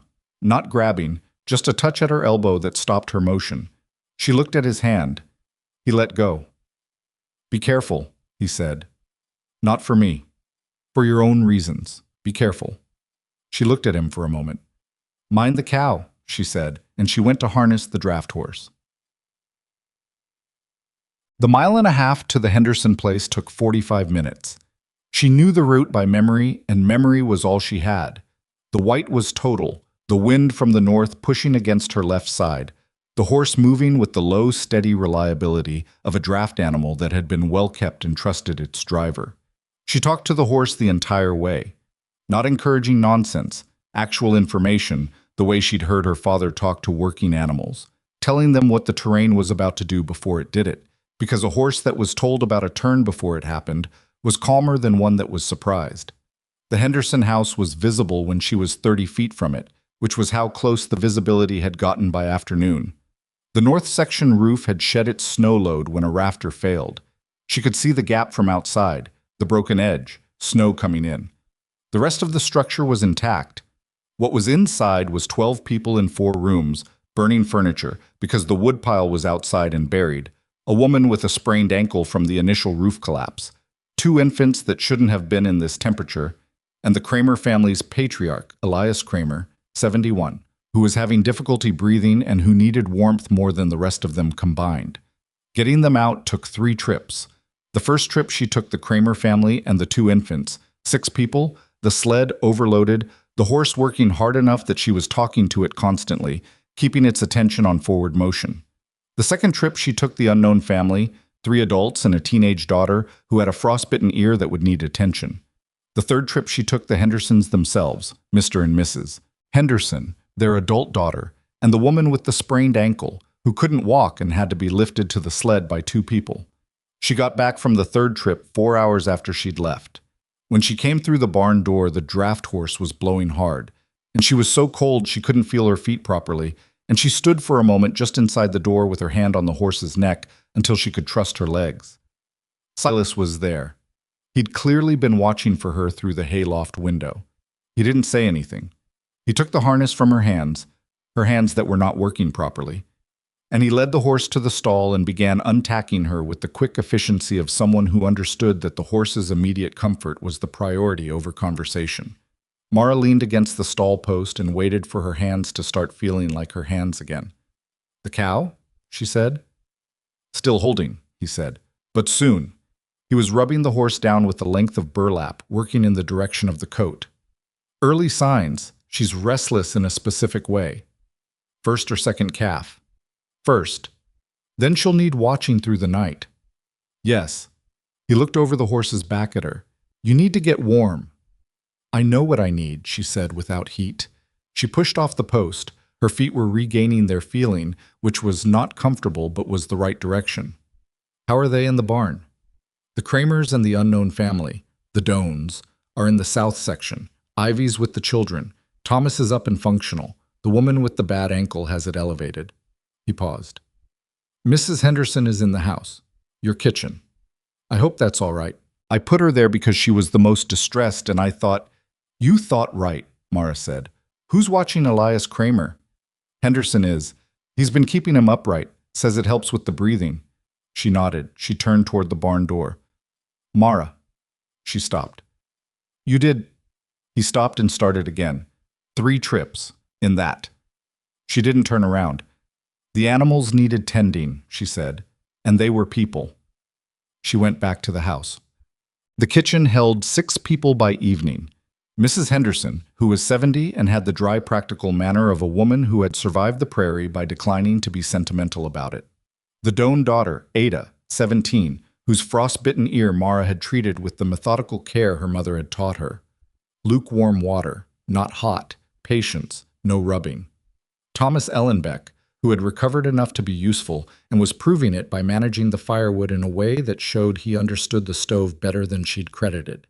The boy from the road, whose name was Percy, and who had eaten 2 bowls of oats and fallen asleep at the table in a way that made Ivy quietly retrieve a blanket from upstairs without being asked. Gerald Hatch arrived at 7 in the evening.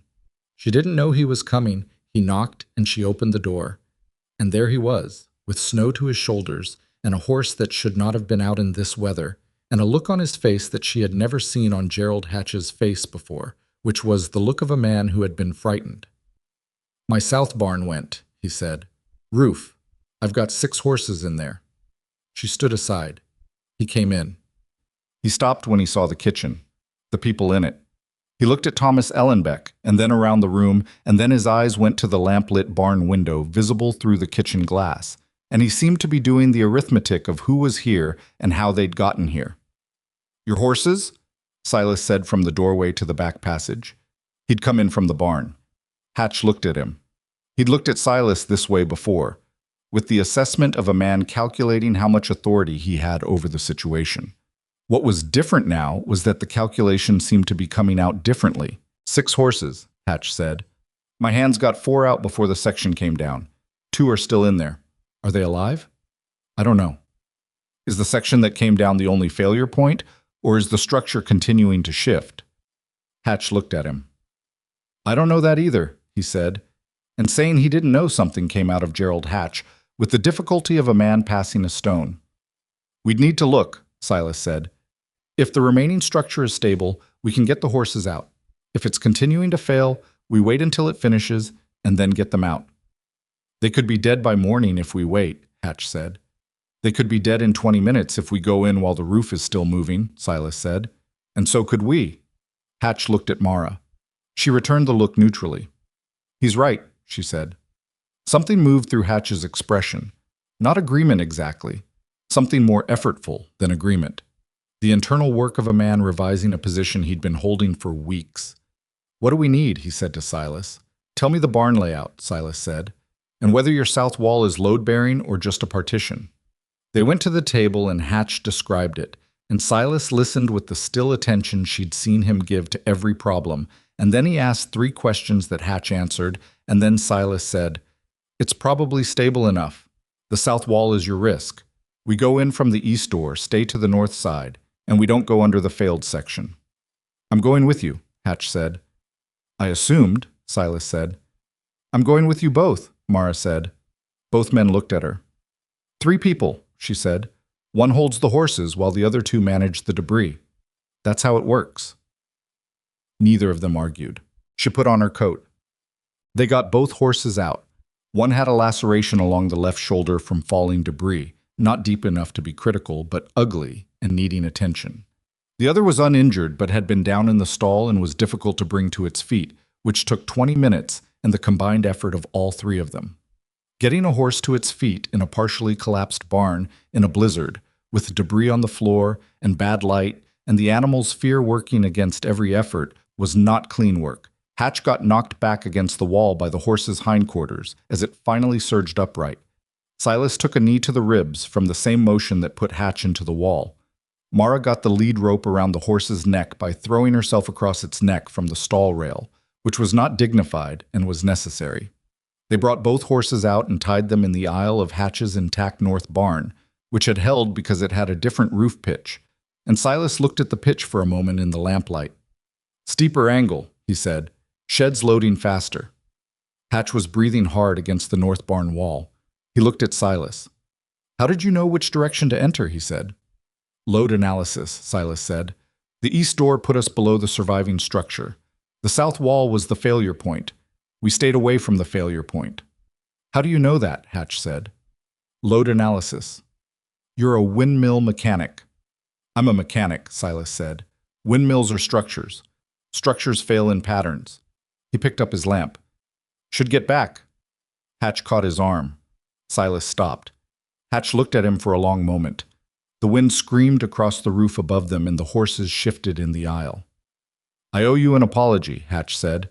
He said it the way he'd said he didn't know, with the friction of a man not accustomed to the words. For how I spoke to you, on Mara's property.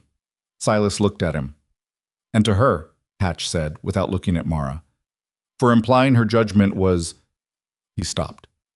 For the implication. The barn was quiet except for the storm above them. All right, Silas said. That's it? Hatch said. What else would you like? Silas said. Hatch looked at Mara. She looked back at him with the same neutral expression she'd been giving him for 20 years. Your east drainage, Hatch said to her. I let the county road runoff come through your south corner since 1884. I never corrected it because it was easier not to. That's part of why your ditch kept failing. He held her eyes. I'll have it corrected in the spring. My cost. Mara absorbed this. I know about the road runoff, she said. I've known since 1885. His jaw tightened briefly. Then I'm later than I should be, he said.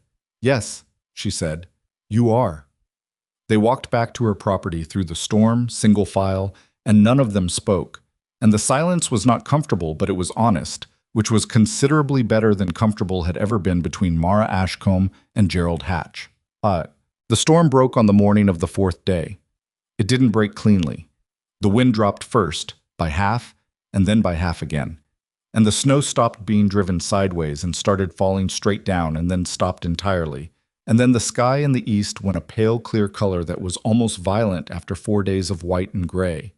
The kitchen had 9 people in it for the first night and 7 for the second and third, as the Ellenbecks and the Henderson family worked out arrangements in the barn's south section that were warmer than they should have been, which was because Silas had spent an hour on the second day constructing a simple radiant heat baffle from salvaged sheet metal that directed warmth from the barn stove into the occupied section with meaningful efficiency. Ruth Ellenbeck had watched him do this from across the barn, without comment, for 20 minutes. On the third morning, she brought Mara a cup of coffee, from Mara's own stove, in Mara's own kitchen, which she'd taken over management of without asking, and which Mara had allowed because Ruth Ellenbeck was a competent woman and because Mara's hands were needed elsewhere. And she sat down across from her and she said, "I was wrong about him." Mara looked at her. "I was wrong," Ruth said again, as if saying it twice made it more accurate. "About what I implied, about what I thought." "You thought what most people thought," Mara said. "That doesn't make it right." "No," Mara said, "it doesn't." They sat with that for a moment. Ruth turned her coffee cup in her hands. "Thomas says he built the heat baffle from scrap," Ruth said. "He did. Elias Kramer is breathing better because of it." "I know." Ruth looked at the window. Outside the wind was still going, but the visibility had improved enough that they could see the fence line. The willow sticks in their double row were barely visible, 59 of 60 still standing, which Mara had counted that morning from the kitchen window because she needed to know. "He's planning to stay?" Ruth said, carefully. "Through March," Mara said. That was the arrangement. Ruth nodded slowly. "And after March?" she said. Mara picked up her coffee cup. "That's not a question with an answer yet," she said. Ruth looked at her with the expression of a woman who thought she could see the answer already and was deciding whether to say so. She decided not to. "Well," she said, "the coffee's ready." She got up and went back to the stove. The calf was born on the 4th morning, 2 hours before the storm broke fully. Silas was there, had been there since 3 in the morning when the cow's restlessness became something specific. Mara came out at 5:30 and found them both, cow and calf, upright and functional, which was not guaranteed with a first-time mother in storm conditions, and Silas sitting on an overturned feed bucket with his back against the stall wall and his eyes closed. She stood in the stall doorway and looked at him and looked at the calf and looked back at him. She went back to the house and made him a plate of food and brought it out and set it on the feed bucket beside him without waking him, and then she stood in the barn doorway and looked out at the sky that was finally, demonstrably, beginning to clear. 59 willow sticks, 1 new calf, 11 people who had come through the storm in a house and barn that had held because the drainage was right and the ventilation was right and the barn wall was sealed and the cellar was full. None of it was luck. She knew that. She had known it since the second night of the storm when she'd stood in the kitchen and felt the structure around her solid, reliable, doing its job, and understood that what she was feeling was not luck but preparation. And that preparation had a face and a name and was currently asleep on a feed bucket in her barn. She went inside to start the morning fire. The last of the Hendersons left on a Thursday. It took 5 days after the storm broke for the roads to be passable enough for wagons. And during those 5 days, Mara's property held 14 people at its peak. The Hendersons, the Kramers, the Doan family, Thomas Ellenbeck, and eventually Ruth, who had come to help and stayed because there was too much to do to make the walk back and forth sensible. Gerald Hatch came and went, which was its own statement. He came each morning and he worked, shoveling, hauling, helping move the Kramer patriarch between the barn and the house for meals, because Elias Kramer was not yet stable enough for the cold. And he left each evening without being asked to stay, which Mara thought was the most self-aware thing she had ever seen Gerald Hatch do. The property fed them all. Not comfortably, not with abundance. Mara had done the arithmetic on the 3rd storm day, and she knew what she was spending from the cellar, and she did it anyway, rationing by need rather than by relationship, which meant the children ate first and well, and the adults managed with what remained. It wasn't elegant. Some meals were oats and dried apple and not much else. Ruth Ellenbeck took over the kitchen on days 2 and 3 and produced things from the available stores that Mara would not have thought to produce, which she filed away for future reference without comment. By the time the last wagon pulled out of her yard, The Henderson family, Mrs. Henderson wrapped in 2 quilts, and her daughter managing the reins with the efficiency of someone who had been managing things all week. The property was quieter than it had ever been even before Silas arrived. It had the quality of a place that had just been tested and had not failed, which was a different silence than the silence of a place that had simply been endured. Silas was standing in the yard when the Henderson wagon turned onto the road.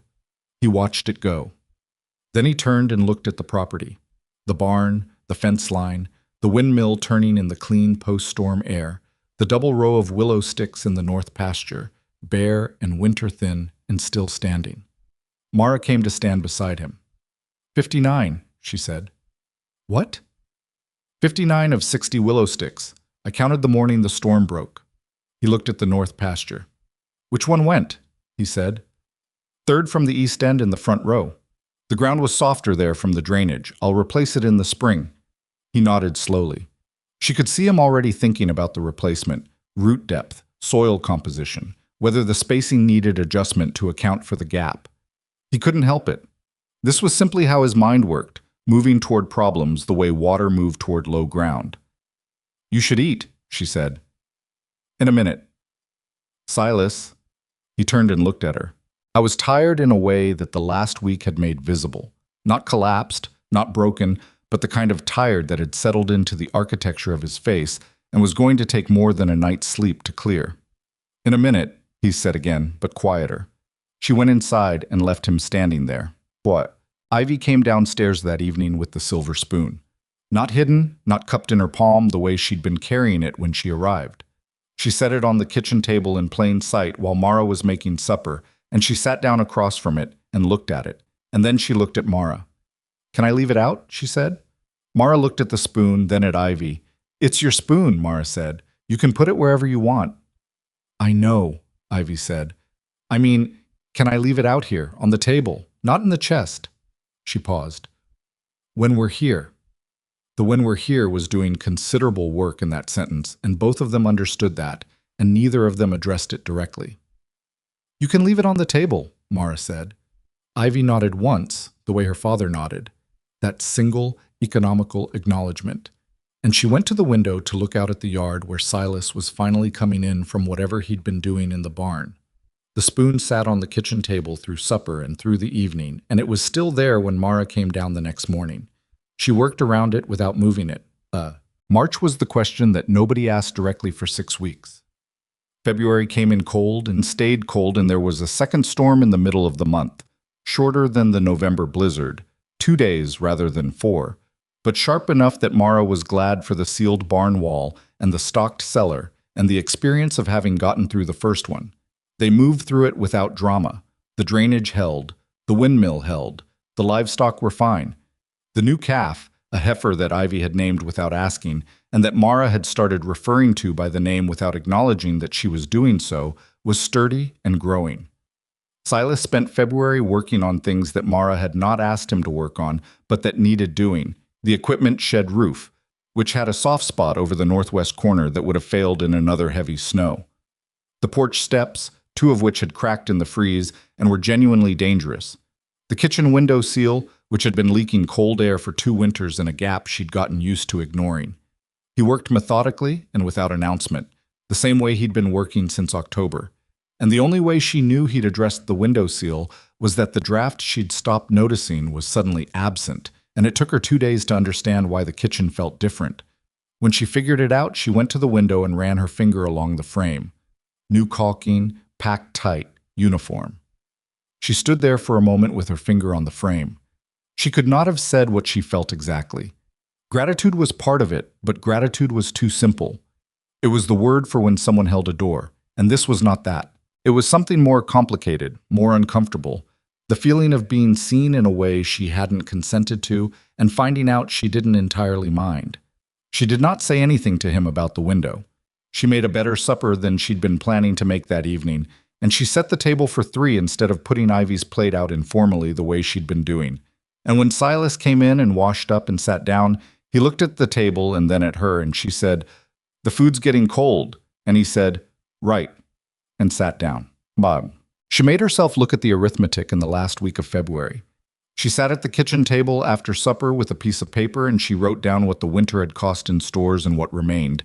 And then she wrote down what the spring would require. Seed, a new section of fence on the west boundary that had been marginal since autumn, oil for the windmill gearbox come April, and the county road runoff correction that Hatch had promised, which would require some coordination on her side of the property line.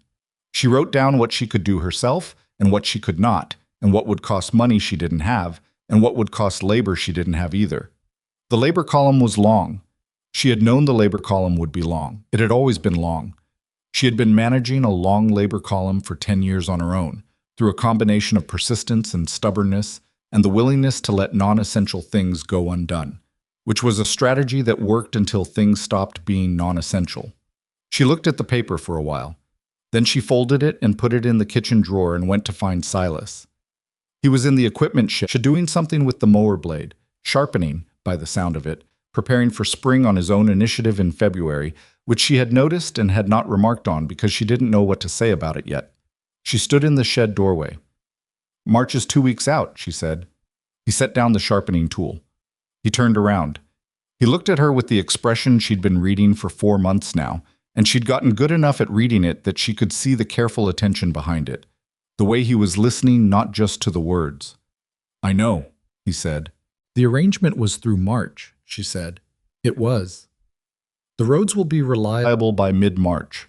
Wichita is 3 days by wagon in reasonable weather." "Yes," he said. He folded his hands. He waited. This was the thing about Silas Mercer that she had never entirely gotten used to, even after 4 months. The waiting. He never pressed, never moved into the space before she'd finished filling it. Most people she knew, men especially, moved into silences like they were territory to be claimed. Silas treated silence as a thing that belonged to whoever had started speaking, and he let her have it until she was done. She was not done. "I have a labor problem for spring," she said. "I can outline it if you want to hear it, but the short version is that the west fence, the road runoff correction, the willow break maintenance, and the regular seasonal work are more than one person can reasonably accomplish between March and June." He nodded. "I can't pay wages," she said. "I've said that before." "You have," he said. "What I can offer is the same arrangement extended, room and board, the same terms." She looked at the wall past his shoulder. "Indefinitely, if the work continues to justify it." The shed was quiet. Outside she could hear the wind, mild today, doing nothing threatening. "Indefinitely," he said. "That's the word I used." "Mara."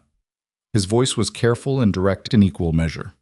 "I want to be clear about what I'm understanding. Are you offering a working arrangement, or are you offering something that includes a working arrangement?" She looked at him. He met her eyes and didn't look away. "Both," she said, "in that order. The working arrangement is real, and it stands on its own, and you can take it or leave it on those terms alone." She paused. "The other part is—" She stopped. "I know it's not easy to say," he said. "Don't help me say it," she said. He pressed his lips together, not smiling exactly. Almost. "The other part," she said again, "is that this winter was the first winter in 10 years that I did not feel like I was fighting the land and the weather and every other thing on my own. And I am aware that is partly the windmill and the drainage and the sealed wall, but it is not entirely the windmill and the drainage and the sealed wall." She said it plainly, not looking away from him. "And I don't know what to do with that yet. But I know I'm not interested in going back to not knowing it." The silence after that was not empty. It was full of things neither of them was ready to categorize. "I'm not a simple situation," he said. "I have a daughter." "I'm aware of your daughter," Mara said. "Ivy has been eating at my kitchen table for 4 months and using the key to my cedar chest and feeding my hens every morning. I am aware she exists." Something shifted in his face. Not the almost smile this time, something quieter and more serious. "She needs stability," he said. "Not more moving, not more rooms and more houses that aren't hers." "I know that," Mara said. "That's part of what I'm saying." He looked at her for a long time. "I need to think," he said. She'd expected this, and she was still not entirely comfortable with it, because the effort of saying what she'd said had cost something. And she'd have preferred a faster resolution, but she understood the difference between a man who thought carefully and a man who was avoiding, and Silas had never been the second thing. "Take the time you need," she said, and she meant it. She went back to the house. He thought for 2 days. She knew he was thinking because she could see it, the way he moved through his work with a quality of inwardness that was different from his normal focus, the way he was quieter at meals, the way he twice started to say something in the evening and then didn't. She gave him the space. She worked. She was not good at waiting, but she'd spent 10 years learning to do things she wasn't good at, so she managed. Ivy, for her part, seemed to understand that something was being decided without having been told. She was quieter than usual at meals. On the second evening, she sat at the kitchen table with her arithmetic book and her pencil, and she did her problems with the focused attention of a child who was keeping herself busy on purpose. Mara was at the stove when Ivy said, without looking up from her book, "Do you like it here? Our being here, I mean." Mara turned around. Ivy was still looking at her arithmetic. Her pencil was still. "Yes," Mara said. Ivy nodded once. "I like it here too," she said. "In case that's useful information." She went back to her arithmetic. Mara turned back to the stove and stood there for a moment. Silas came to her on the third morning. He came in from the barn early, before the usual time, and he washed his hands at the basin and he sat down at the kitchen table and he waited until she sat down across from him with her coffee, because he was a man who had things to say and wanted to say them properly. "I've been thinking about what you said," he said.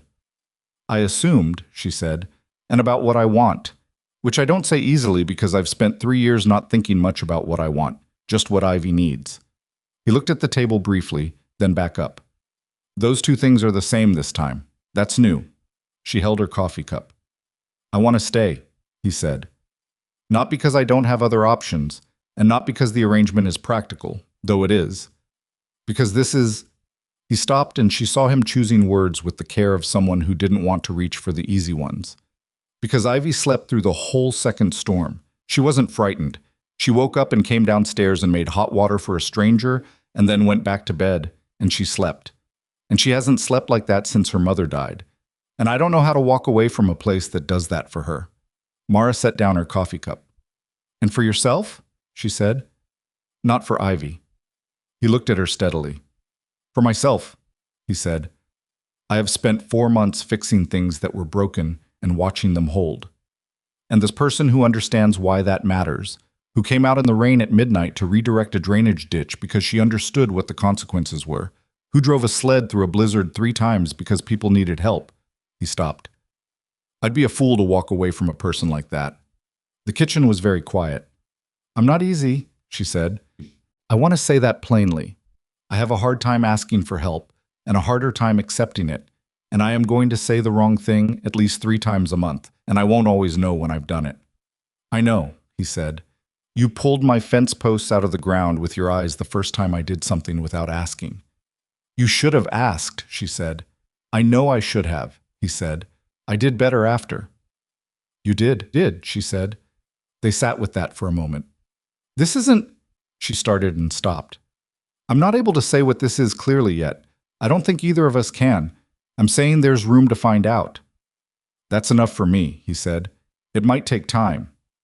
"Mara," he said, "I fixed your windmill in November. It's February. I'm still here." She looked at him. He looked back, and she thought about the windmill turning and the drainage running the right direction and the barn wall sealed and the cellar full and 59 willow sticks standing in their double row after a 4-day blizzard. And she thought that maybe patience was its own form of statement and that she had been reading it for 4 months and just now saying it aloud. "Stay for spring," she said. "We'll see what happens after spring." "All right," he said. She picked up her coffee cup.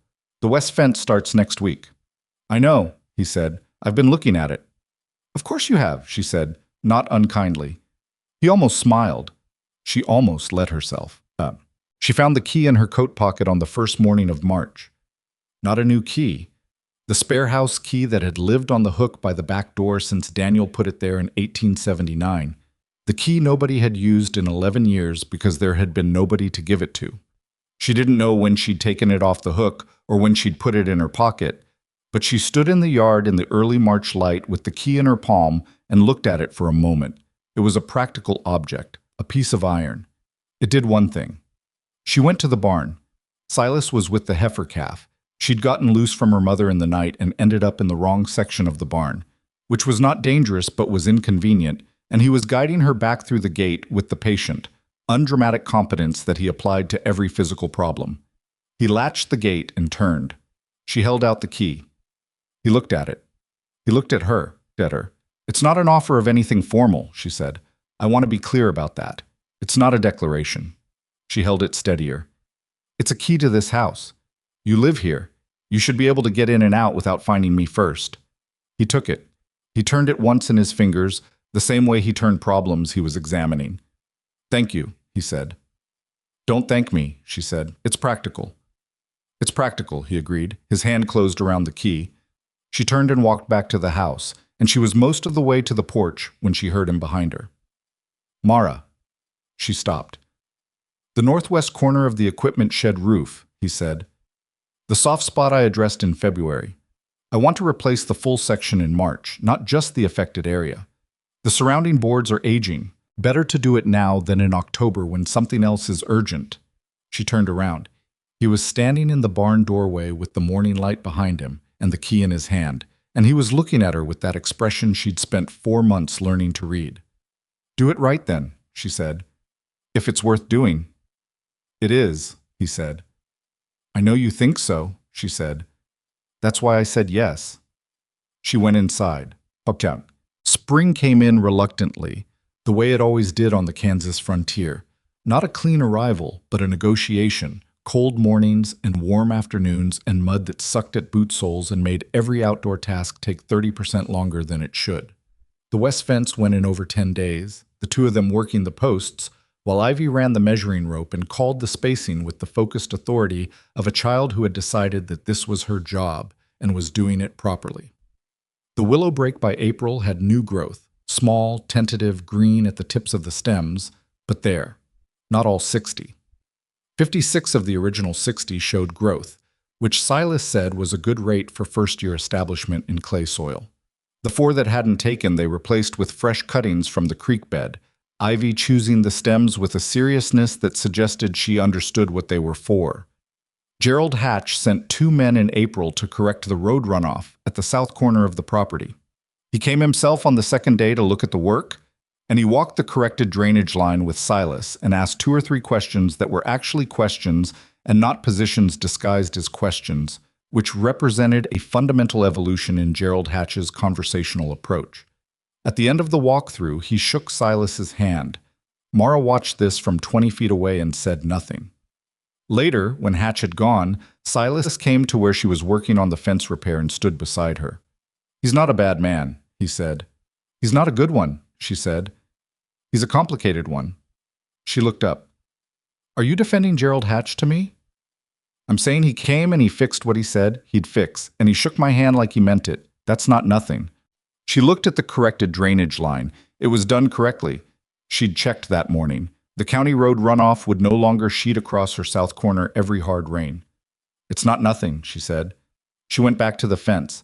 Silas went back to what he was doing, and that was the end of it. But she thought about it later, about the easy thing it would have been to hold Hatch in contempt, and the harder thing Silas had done by not doing that, and what it said about the particular quality of his character that he didn't carry grudges for other people, even when those grudges were earned.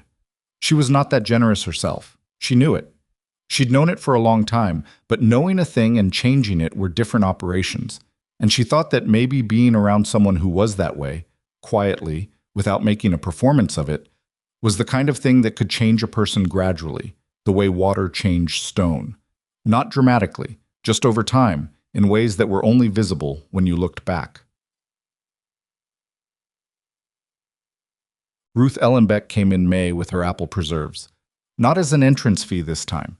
She came in the afternoon on a clear day, and she brought the preserves, and she sat at Mara's kitchen table and drank coffee and talked about practical things, the planting season, the Kramer family's recovery, Elias Kramer's breathing, which had improved significantly since the storm, which the doctor attributed partly to the warmer and less damp conditions he'd spent February and March in, which happened to be Mara's barn thanks to Silas's heat baffle. She didn't say any of this as an argument for anything. She just said it, the way people say true things they want to put in a room. Ivy came in halfway through the visit and said good afternoon to Mrs. Ellenbeck and poured herself water from the pitcher and went back outside, and Ruth watched her go.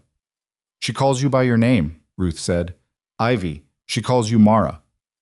I told her she could, Mara said. Not ma'am? Not Mrs. Ashcombe? She's 8 years old and she's been eating at my table since October. Ma'am would be strange. Mara picked up her coffee cup. She asked me in January what she should call me, and I said, Mara. Ruth looked at her steadily. And her father? Ruth said. He's called me Mara since November. That's not what I meant, Ruth said. Mara looked out the window. The yard was visible from here, the windmill turning at the north end, the double row of willows in the distance already showing enough green that from a certain angle they looked like they might become something real. We're finding out what it is, Mara said. That's the honest answer. Ruth was quiet for a moment. Then, is it good? Mara thought about the kitchen stool with the shims. She thought about those window seals she'd stopped noticing. She thought about Ivy's silver spoon on the kitchen table every morning, in plain sight, not hidden in anyone's boot. Yes, she said. It's good. Ruth nodded. She picked up her preserves and set them down again, and this time she left them there without the hesitation. The evening in June that she thought about afterward, not as the beginning of something, because by then things had already begun, in their slow and complicated and imperfect way, was a Thursday, ordinary day. The fence was done and the willow brake was established and the windmill was running and the cellar had been restocked from the spring stores and there was a new calf in the barn and the drainage was running the right direction and the barn wall was sealed. She came in from the south pasture at dusk and Silas was on the porch steps. He'd made coffee, left a cup on the post for her, and he was looking out at the north pasture at the willows in the evening light. She sat on the step beside him and picked up the cup and looked at what he was looking at. The willows were a foot tall. Not impressive, not yet. They were still thin and tentative, still more promise than fact. But they were there, 56 of them in their double row, and in 3 years they would be tall enough to matter, and in 4 years they would matter significantly, and in 10 years they would be a permanent feature of this land, visible from the road, shaping the way the wind moved across the north pasture, protecting what was behind them. They're going to work, he said. He wasn't asking. They're going to work, she said. Ivy came out of the barn at the far end of the yard, carrying the heifer calf's milk bucket back to the house. She was talking to herself, or to the bucket, it was hard to tell. And her braid had come half undone, and she had mud on both knees, and she looked, in that light, like a child who was not performing happiness, but was simply inside it. Mara watched her cross the yard. She's going to need a better school than what's in Milford, Mara said. By next year she'll have outrun what Mrs. Crane can teach her. Her arithmetic is already past what's in the books Mrs. Crane uses. Silas looked at her. She felt him looking but kept her eyes on Ivy. The county school in Belhaven is better, she said. It's 15 miles, too far for daily. There's a boarding arrangement for students from a distance, but... She paused. I don't think she should board. No, he said quietly. She shouldn't. There's a family in Belhaven, the Porters, who take in students from the county during the school week. Decent people, 2 children of their own. I know them from the Agricultural Society. She looked at her coffee cup. I could write to them, see if there's a space. She'd come home on Fridays and go back Mondays. It's not perfect. No, he said, but it's better than nothing good. I'd need to know she was... She stopped. She'd be all right, he said. She's Ivy. I know she'd be all right, Mara said. I just want it to be more than all right. The word sat there between them for a moment, and she didn't take it back, because it was true, and because one thing she was slowly learning, slowly, against the grain of 10 years of managing alone, was that the true thing was usually worth saying even when it cost something. Silas put his hand over hers on the porch step. Not dramatically, just set it there, the way he did most things, without announcement, as if it were simply the next right thing to do.